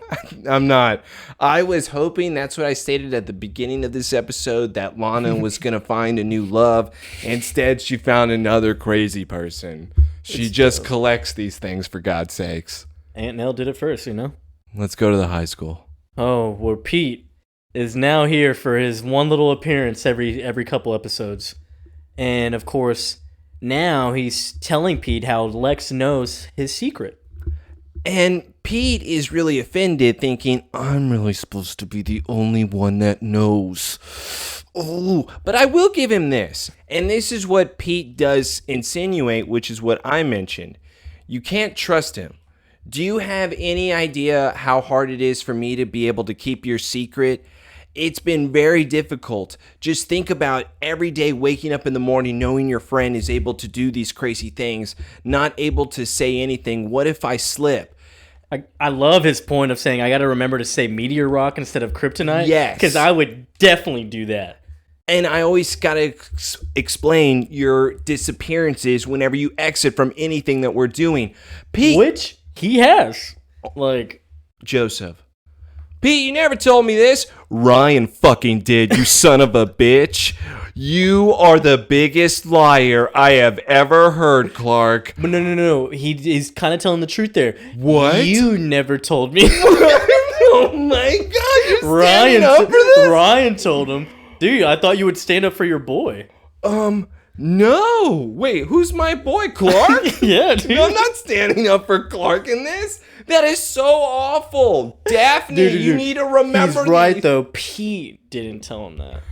He is really looking. It's been a while since Ryan, dude, okay? R.I.P. Sure. I miss Ryan so much. Warrior Angel. Wow. But I do like his point he makes. Because it's like, dude, the thing is, man, I'm just telling you, don't tell him because I have your back. I'm clearly covering for you, but Lex will not.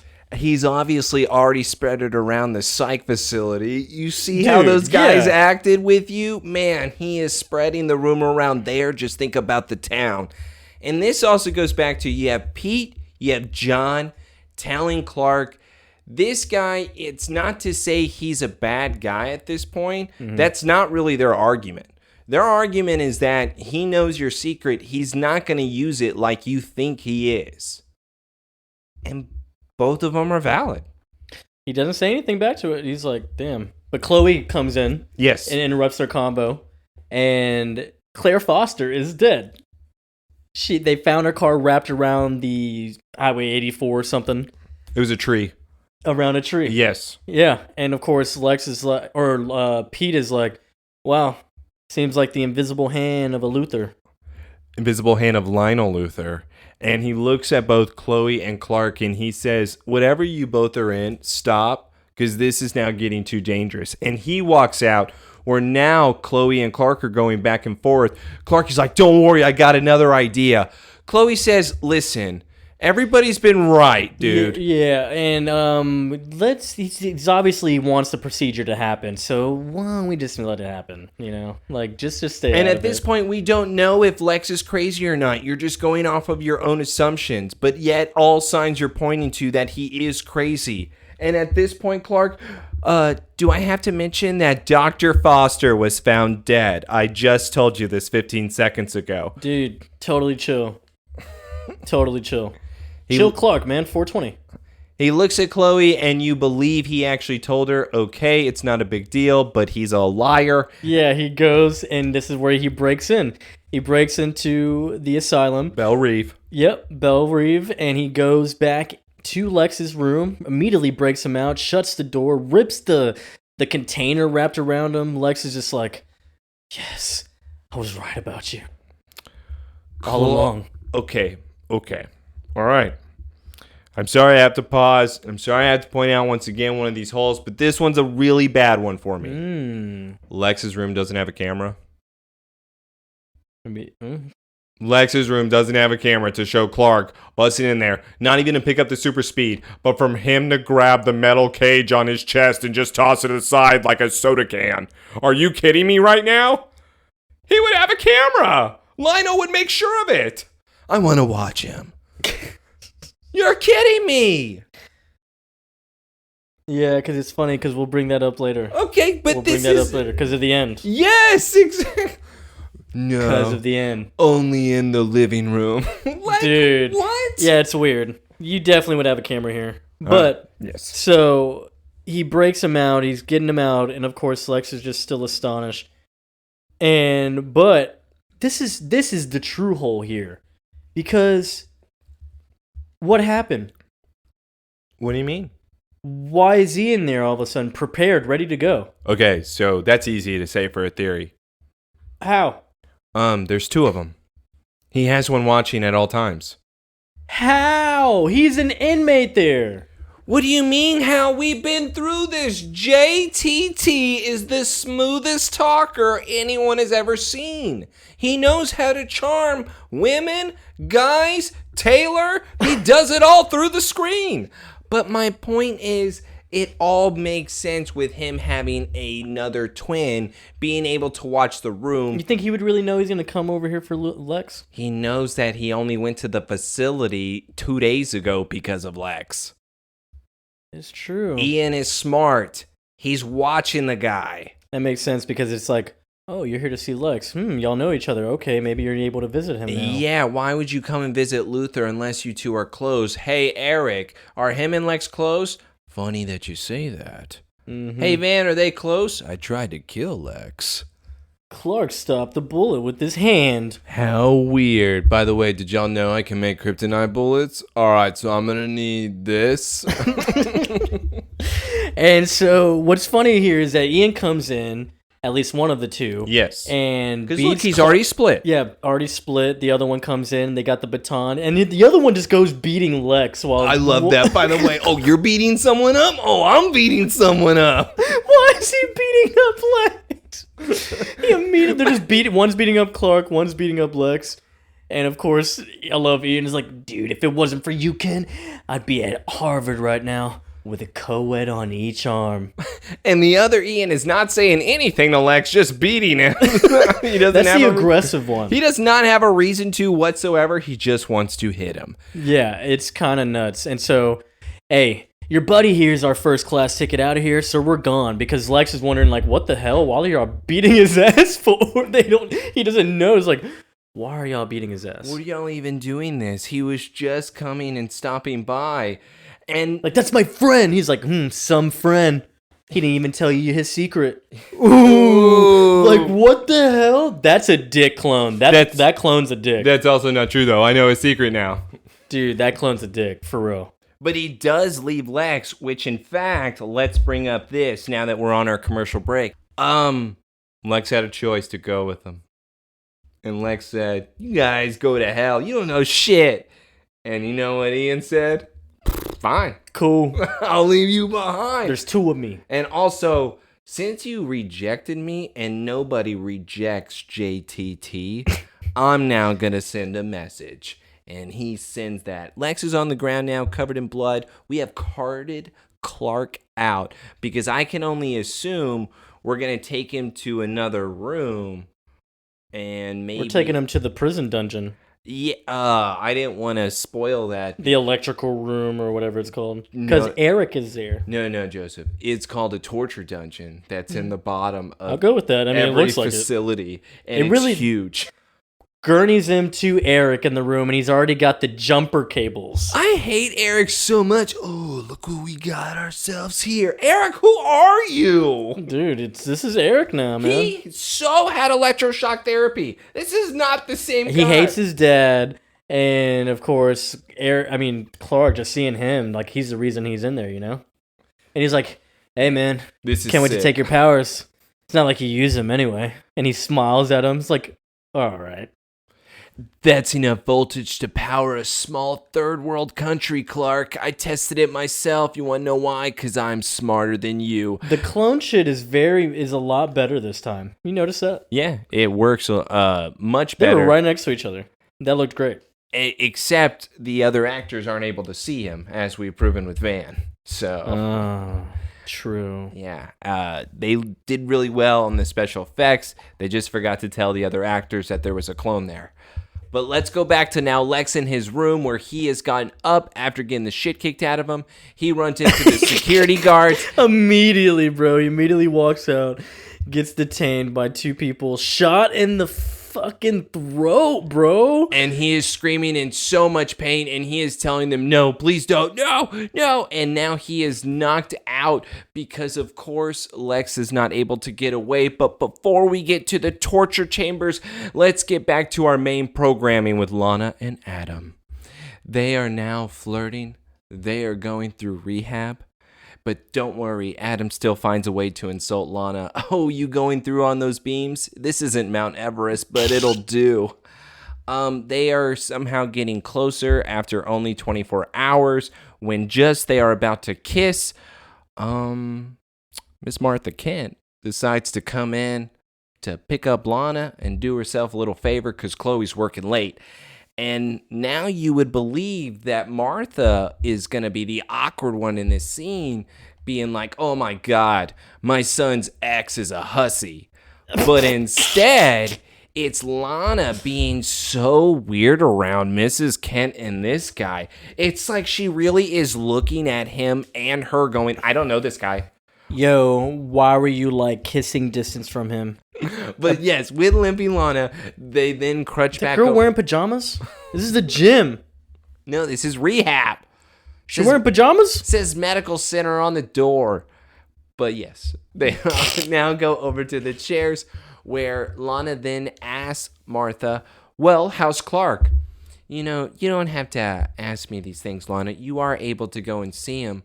You know what? I'm not going to because him and I had that conversation and I wanted him to leave. Martha says, oh, sweetheart, what you just have to realize is that Clark is not always the easiest person to understand, but he never meant to put you in danger. He just decided to call you to help a crazy person, and you just so happen to get stomped by a horse. Hell yeah. So, you know what? Now that I think about it, it is Clark's fault. I'm sorry, Lana. I wish Martha would have said that. Dude. But instead, Lana believes that Martha is only here to argue his case because Clark must have sent you to say these things. God, so stuck up. And Martha says, no, he actually would hate it if he knew that I was here. He would just think that I am meddling in the process. I just want him to be happy, Mrs. Kent. I know. But Lana, you need to be happy too. Thanks, Mrs. Kent. This shit's gross. You're welcome, This Lana. is a gross conversation. Let's get back to torture. Dude, that was a gross scene. No one needed that. So stupid. All right. Yeah, let's go back to a cool scene. We go back to Lex. He's all bruised up and beaten. He's now in, looks like, the operating room where they do the electroshock therapy. A doctor's setting up his shit on his head, and Lex is immediately waking up and begging. This is sad. Very. This is actually pretty hardcore. This is messed up, dude. And he literally just asked already, please, you'll never work a day in your life again. Oh my God, I'll give you any type of money. Anything you want. Like, and he's like pleading, he's like crying already. He doesn't want your money, son. That's fucked up. He's the devil. He comes in and is like, he doesn't want your money, son. He just wants to make you better. Just like I do. What? You're a liar. No, be strong, Lex. Why are you talking to me? I'm sorry, son. And of course now he's literally like, Dad, don't do this. Don't do this. Be strong. I'm sorry, son. I didn't think it'd have to come to this, but It doesn't have to come to this. if it were just a gangrenous limb, we could amputate it, but the brain's more complex, unfortunately. What? No, he is still screaming with now the object in his mouth that they put whenever they're electrocuting somebody in order for them not to bite their tongue. He is, of course, screaming in pain. But before we get to that pain, let's go to Clark on his own stretcher. Yeah, the transition from the operating room was cool. To the basement. Yeah, right to the basement here with Clark. And, of course, now we're finally doing the electroshock on Clark. So lots of parallels here. We got them all going through this, and so Eric. Ian goes ahead and flips the switch. Eric is holding on to Clark with the kryptonite, and boom, shocking him. It looks like the green electricity transferring, and they took the power from the entire building because they're still in Belle Reve. Now we are going back into the room with Lex Luthor where the power is cut off and Lionel is now freaking out. Where's the power? Let's go back to now the basement where now Eric has absorbed Clark's powers, both of them falling down to the ground. JTT smiling going, oh, I wonder if this worked. Oh, yeah. And, of course, they're looking at each other. Immediately, Eric throws his glasses off. This guy. Immediately throws his glass off, picks up Clark. And kills him because he throws him 100 yards into a steel box. He's like, what about that, Ian? That answer your question? Yeah, I feel different. He immediately is bleeding, Clark is. But he only has a cut on his face. Yeah, it's all good. Eric speeds to him. He picks up Clark again. And he's like, well, welcome back to being normal, Clark. It kind of sucks, doesn't it?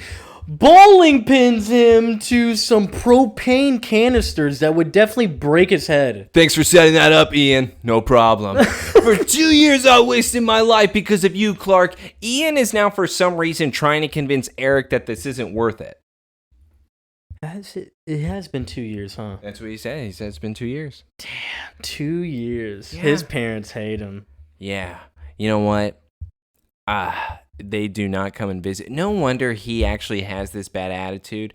It probably is the first year he was getting broken. And then this second year, he had to build himself up into the guy that we know now. No, he's probably still broken. Oh, you think this is just... No, I don't think he's broken, actually. And this is why. Because when Ian does walk up to him here, it's like, come on, man, let's just get out of here. Let's finally escape. You have what you've always wanted. What are we doing here? No, this isn't enough. I gotta take him out. Dude, they're gonna be here any minute and stop us. Why do I care? It's not my problem. No, wait a second. We're a team. I thought we were friends. Ian, Whoa. no. Whoa. Ian. Why'd he do that? Ian, you're better than this. You're a loner. You have your only friend, which is you. We don't need another half. Maybe he really loved him because it was like nerd shit. They're both nerds. There's no such thing as friends in He here. just swings on him, dude. Is he dead? Yes, He has throws to be. him through the pipe just against the wall. We don't get... Yeah, just know. That's Ian. Eric We don't know what happened to hits Ian. him, completely takes a hit where he goes flying into a steel pipe. I don't know if we ever see JTT again. We don't. And I'm kind of happy because I feel like Eric ruined that beautiful face. Now he can no longer be that smooth talker. Yeah, and Eric's here, of course. Clark's like, hey. He grabbed the rock. Is that all you got, bro?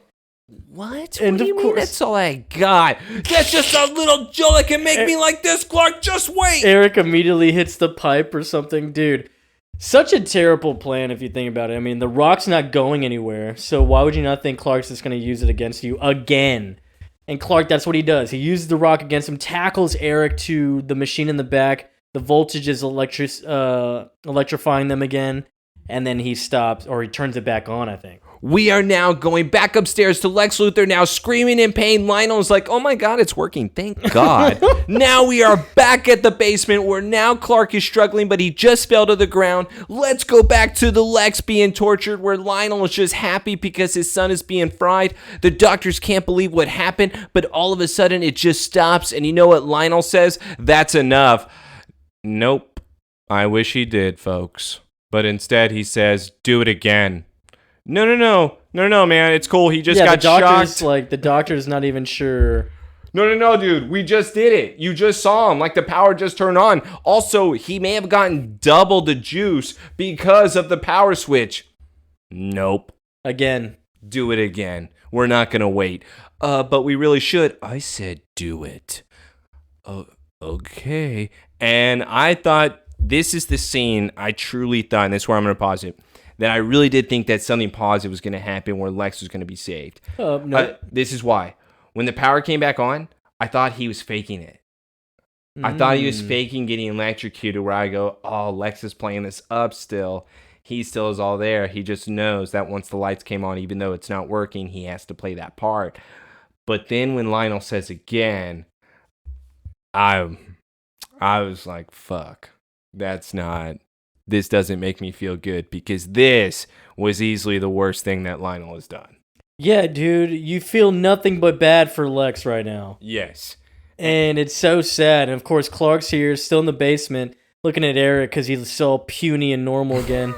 Clark wipes off his blood off his face, like, you made me bleed my own blood. And of course, he's like, tell me where Lex is. And yeah, I guess all of them knew. And so he speed runs over there. The operation's done.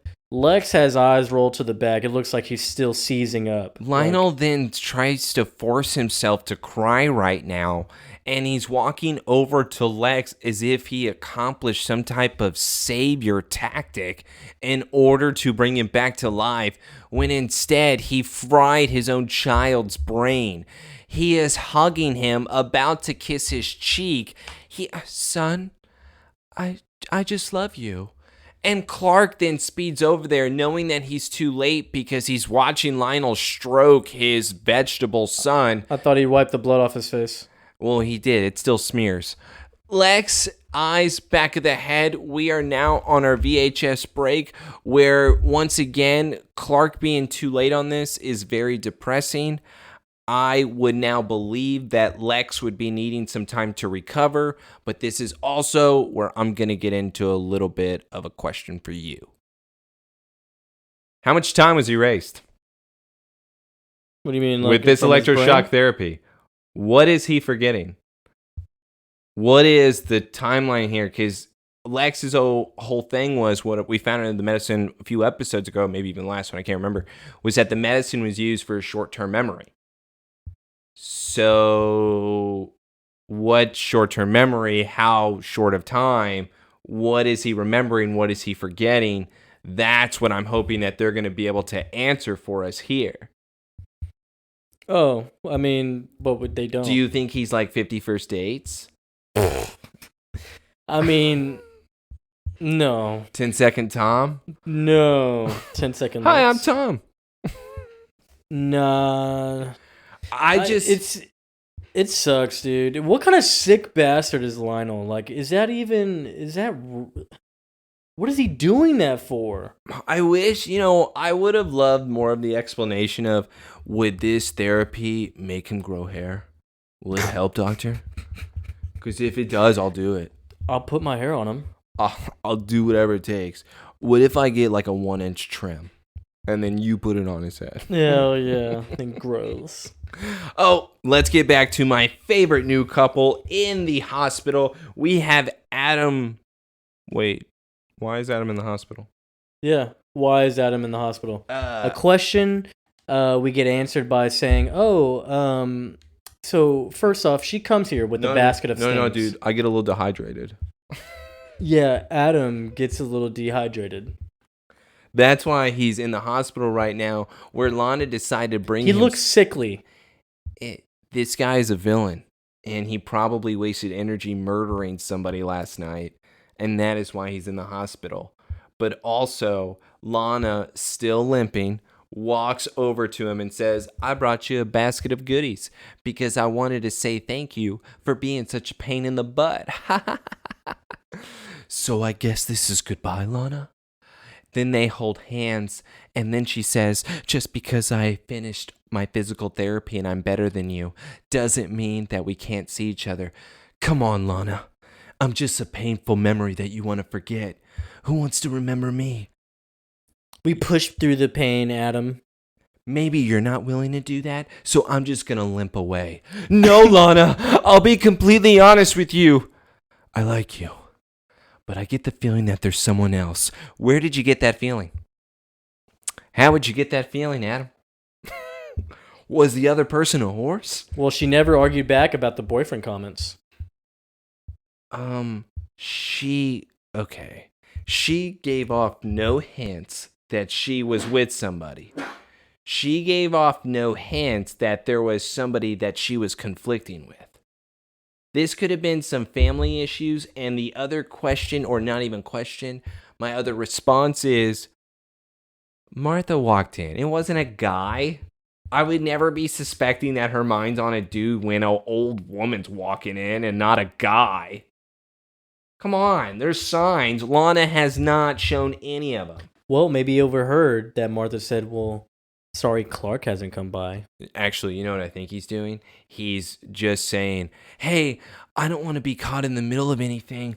I mean, I just don't want to be able to do this. And she says, you know what? There's nothing to be caught in the middle of. But I mean, you know what? I'm just not in a rush to be in a relationship right now. However, we can just be friends. Yeah, fuck buddies. I like that. Get in my bed right now. I'll stick this IV in you. Oh, I'd like that. Good. Then we're friends? Then we're fuck buddies. Yeah. Friends with benefits. Like, what is... Red flags Why did they zoom in on the hand like that? Do you see his wrists? Look weird.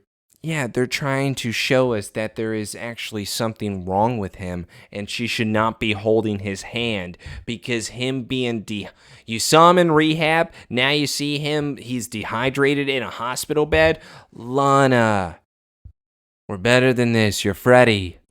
Lex here. Yeah, let's go to... Oh, wait, hold on, this is you. No, yeah. I was gonna say, you gotta point it out. Dude, I'm getting sick and tired of this. Lex truly only hires Asian servants, Asian men servants, dressed in like, what is that outfit? I forget what it's called. It's not a Komodo. I don't know. I was hoping though. It looks like a Bruce Lee fit, Jackie Chan, like what they've worn before. Jet Li. Jet Li's worn shit like that, like in Fearless. Either way, we're at the mansion? This is just and like they a martial arts uniform. This is a whole different Asian dude too. This is not the same one we've seen. No, there's been three. There's been like 3 different this ones. Is the third. It's a family. I'm convinced it's a family. They live in his basement. Is Parasite happening right now? That would be great. Oh, and they lived in the basement too. Oh, what if they flicker the lights in order to show who's who? They live in Clark's little Kent family chamber. They have a family chamber? So, Lex is here. Clark comes in after the Asian servant let him in. And of course, Lex seems to be cured now. He's saying, never better. I'm good. And of course, Clark is like worried. And if Lex says here, yep, this is where we go. Lex says here, he's like, yeah, I heard you came to visit me. And I wasn't a very cordial host. Basically, when he turned up on him. It's like, and if that's true, I'm very sorry. Did your dad tell you why he had you committed? He said I had a psychotic break, and Papa would never lie to me. That's right. Which is why I'm asking you these questions. You think he's faking it? No, there has to be some type of faking it at this point. Otherwise, the electroshock therapy made him the perfect person. It completely worked in Lionel's favor all the way around. Now Lex is just a mindless robot that just loves his papa. He's always loved the papa. No, he hasn't. Are you serious? Come on. What do you mean, am I serious? He got back from the island after he knows that he had something to do with it. Like, he has to know. But they were already fighting when he got back. With any time. And listen, But that was like the cherry on top, but then what happens after it? But they were... I want to work for you, Daddy. So we're just ignoring it. But that's what I mean on I need to know what was erased. So any of the therapy sessions with the doctor, all erased. Any of the arguments with the insurance being whatever it was, his life insurance, that's all erased. Everything just doesn't matter of their arguments prior because they did argue after the island. Mm-hmm.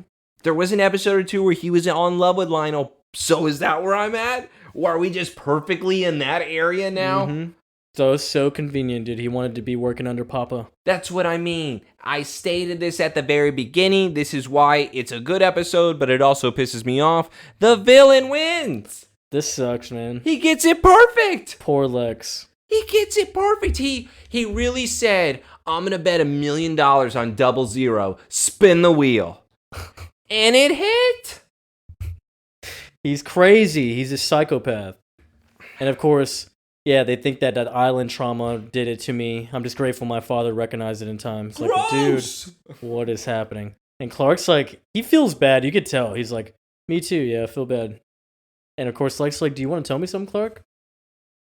No, I'm just so happy that you're better. It's good to have you back, Lex. Let's hug. Welcome home.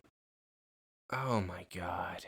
Clark, though, walks away before they hug, and he says, you know, Clark, there is one thing I'll never forget. Clark turns around, and his face says, oh shit, oh no, oh my God, please don't say it. Oh my God, no. And Lex says, I'll always remember how great of a friend you are. Let's hug. Hug it out, bitch. Clark and his poker face is the worst thing I have ever seen. He completely gave it away, so if Lex was lying or had any suspicion, he sure as hell knows now. The problem I have, however, is that the hug seems too real by Lex, where his eyes are even closed going, Like, nice hug. Going to the Kemp barn now, we have Clark once again in the middle of his table, very upset, very distraught. And Martha says, don't worry, Clark. Everything is going to be fine. Fucking John, bro. Clark is so upset because Lex can't remember. And John rubs Clark's shoulder and says, who the hell cares? Dude, Lex is okay. Your secret's safe. Hey, dude, you got to find some consolation in that. Clark, he doesn't remember shit. What are we complaining about? Stop being a wuss. It's like, bro. Like, does he forget about the deed now? Exactly. What does he conveniently remember? What does he conveniently forget? Oh, it's only this. You know what it seems like? I think it's like the past couple months. I guess. You're not giving me a timeline here. All I know is that it's just whatever Lionel wanted it to be, is how it worked out. He's like, there's going to be a time where you can tell your secret, but that day is not today, man. Well, Jonathan's reminding him, you can do whatever you like, Clark, but in this world, there are still people that are more powerful than you, even without any type of super abilities. And you're just going to have to get used to that. Yep. If you're going to want to keep your secret, not be a ruler, you have to accept your place. It's like, fuck these humans. Clark then goes and sits down on the couch. He's Oh my pouting God, a little bit. He pouts. I know. And Martha has to come over to him saying, Clark, are you okay? What's funny about that is before then, after John gives that speech to Clark, he walks away and John looks at Martha. Are you going to help? And then she goes, okay. And she walks towards the couch in order to talk to Clark. But now this is Clark being a little pouty because he is envious of Lex. I wish I could forget the past, 3 months of my life. Okay. I just have one question, Joseph. Did he choose not to be with Lana? Yep. Okay, I'm going to continue to play the scene now. Dude. You did this. It's your fault. You can fix it. Remember when he killed the baby and he was like, I'm out of here. Yeah, and your parents forgave you. Not even going to say sorry to my parents. You know what, Clark? You know what I think is a good idea? Is for you to go to the Talon because they're throwing a welcome home party for Lana because she needs to throw a party. Martha, butt out. Dude, she's making things Stop. a lot worse. And also, You're feeding these ideas to Clark thinking they're good ideas. And here's the other thing about this. Lana sat at your kitchen table, and you guys talked where she asked you a serious question, and you go, I don't know if he'll ever choose you. You can't do this. I can't explain why he did that. Oh, yeah, go to the party. She really needs you there. No, I don't think she does. You never quit, do you, Mom? Yeah. Literally, Martha keeps trying to get this man laid. It's called tough love, silly goose. Maybe Come she's on, like, go. you're never going to find anyone better. Just bag her now. Yeah, you will. Chloe's still there. So how about this right here? All right. Got something for you Here here. you go. So we go back to Lionel Luther's office, and he is replaying the Asylum prison footage of when Clark visited Lex, and you can hear audio. And it's Lex saying, "Shh, no one knows your secret. I didn't tell anyone." And Clark's looking at the camera suspiciously, and he just keeps replaying it over and over. And I guess it's a person from the prison handing him the security footage, asking, "Why didn't you tell me the suitor?" Now, what if this is the case, bro? What if, because he obviously knows Clark is who he is, what if he doing all this just to get Clark to slip up and show something? Like admitting Lex, knowing his best friend would come, try to infiltrate in some way, do something extraordinary. I disagree with you. He would have left him in there then. He would have left him in there then. He would have still left him in order for Clark to keep playing the game. He still would have been Bolton in order for him to still wait for the cat and mouse. But you know what would probably have solved this? The camera in the room? Is that if I'm willing to go through this length, like these big of lengths, in order to be able to put my son in this type of facility and also to trap him in a steel cage because he's been psychotic, I'm probably going to put the audio and the camera in his room and not in the living space where I'm watching all the other weirdos. What? People screaming and shit. Yeah. He's like, "You can't make the audio better." It's like, "You can't place it better?" What? Also, their visiting policy was very weird. There should not be open people format like other crazies while someone is visiting the person. That person should be leaving the facility to go in the visitor lobby. No. You're walked in by 2 guards. No. This is a open playground, damn near battlefield. It is a battlefield. If you can't tell, that van's allowed to be murdered and there's no sign of anybody caring. But yeah, I mean, it's true. He got his money, so the guard got his money. He didn't need to go back. Ian probably had to pay him more money, too, in order to hide the body. I doubled that earlier. I still have to go back to... Lionel had cameras in his planes, right? Yes. So, no. He did. He said he did. Well, he said he did. All right. So Lionel, in my opinion... is the big piece of shit. And he seems to have lost a step. Maybe it's with his old age. But I'm not understanding where he's making this much harder than it has to be for himself. I respect the drive, but I also like that it kind of blew up in your face in the end that you wanted to know something, but because not only did you not put cameras in your son's room, but you fried his brain. I mean, you shoot so many times, you're bound to miss at least one, you know? Hey, Joseph. No, we're going to go to the best scene. Now that we're here. So far away. Dude, this scene is great, I guess. It's pretty good, huh? I don't... So no, it's not like a slow scene of Clark going to the Talon for the party, just walking through the crowd. It's all dressed up and balloons and lights. I love Sting. This is why I love this song so much. Anyways... So Far Away by Stain is playing right now, and Clark makes his way through the crowd. He eventually runs into where Lana is, sees she's chatting it up with Chloe and Pete. Yeah, she's with Shaggy, Velma, and now we have Daphne, Clark walking in saying, "Oh, I guess I'm not a part of the crew." I don't understand why Clark Are you serious? Why doesn't he go and walk over and talk to Chloe and Pete? Because he doesn't want to interrupt with Lana. Because then she walks away from them and she's on the crutch and he sees the brace. And man, what a heartbreaking moment right here, huh? Yeah, because she looks at him like, "Hey, this is your fault. Remember that killer horse? Yeah, this was all you." Clark then decides to be sad and say "you're right" in his mind, and now turns around and say "I should not have come at all." Thanks, Mom. Starts walking away. Great idea, Mom.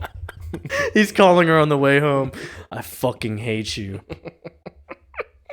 And Lana's over here sulking in her corner like, "Damn, did I just do that? I'm so badass. I'm gonna call Adam. And now we have the credits rolling. No. This is what the call was. Like, Adam. Wait, you're still going? This is an epilogue? Adam, I told you my life's different. My life's so different right now. I totally said no to my boy. Hey, Adam. I'm tired of the farmer that smells like shit. Man, yep, and we roll credits, dude. I want a guy Now that we're who's not going to answer any of my questions and just lie to me about everything. Because that's the girl I am. I just want to change that bad boy. Because I'm a fixer, nor a quitter. Did we talk about the first appearance of Belle Reve? Well, if not, Suicide Squad number 1, 1987. So obviously it's not going to be their Brave and the Bold appearance back in the day where that had the original team. I can't remember who was on it, but it was a lot of old characters. But now with the newer one, with the 1987 version, that one actually was the black cover with the faces all on the side of it. It was like 4 and 4, but it was good. It actually set it in motion more than anything else. It really did. Because the original Suicide Squad did not take off. Not at all. Usually whenever you're in Brave and the Bold or Showcase Comics, you're supposed to be able to spin off and have your own issues. It's kind of like a test. Yeah, Suicide Squad did not pass the test. Not until later on. Maybe we'll get a Suicide Squad one day in this show. I doubt it. You know why? Oh, you know what? I can't doubt it because of how deadly Smallville is. I mean, they do not hold back here. We've seen Shotgun in the face, so I can only imagine that is type of Suicide Squad. We saw a guy carve up a girl. We saw Clark pull a Hannah. So that was also with him putting the blood in jar. There's been a lot of those type of scenes here. Man, what a good episode, huh? Yeah. I guess Ian Randall's dead. Yeah. Do we ever see him again? I don't think so. You're supposed to know these things. Well, it'll be a surprise for me if we see him, but I don't think we see him. I don't think we do either. JGT is too big to keep reoccurring this way. I don't see him coming back in season 4. I don't. Yeah, I think he's dead. So Eric is... Or maybe he just stays in prison. So Eric made friends with the 2 guys, and now he's back to having 0 friends. Eric really did not play his cards right at all. Eric's an idiot. He played too much on the revenge.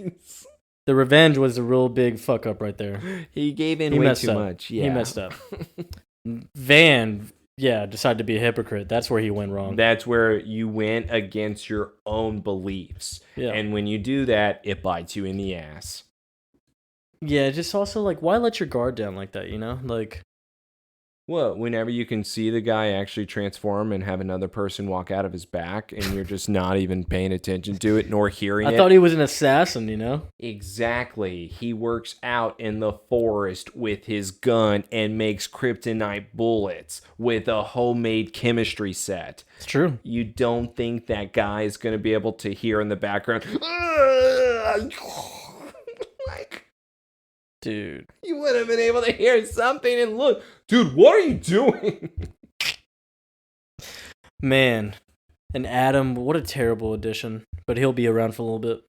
What? No. Yeah, he's going to be around till a little bit towards the end of the season. What the hell are you talking about? That's another 12 episodes. I mean, I just said here and there. What do you mean here and there? Why is he a reoccurring character? I think Adam's also, not great. I don't think he's in the next episode. That doesn't help me. I can see his picture in the episode after that. Well, that's just one of the many he's in. Oh my God. There's an episode where it's for sure he's leaving, but yeah, it's a few from now. Hopefully Clark kills him. He usually takes out the trash. No. Well, again, thank you for listening to us this week on Asylum, episode 9 of Smallville. We were the 2 nerds that were just your gracious hosts that hosted this just lovely podcast. And next week, we actually have a guest. Next week, we will have a guest, first-time guest. Yes. He is actually a person we do not care for whatsoever, as usual. Those are the type of people we invite on our show. But I am very interested because the next episode, we feel like we need to have a guest because of how ridiculous it is. We need other people to be able to share it with us. Yep, and just a little tease. Clark's getting a new little power, and it's so hot. Oh, God. I can't wait. But catch us next week for that. It'll be a nice little episode to add to this little streak. And like I said, I think the rest of the season is pretty okay. Like, as it gets towards a little bit later in the other half. This episode was good. Lionel just won. And I just hated the picking and choosing of the memory that we're able to erase. But the episode was good. Terrible win. But yes, catch us next week. We're out of here. Somebody Save Me podcast.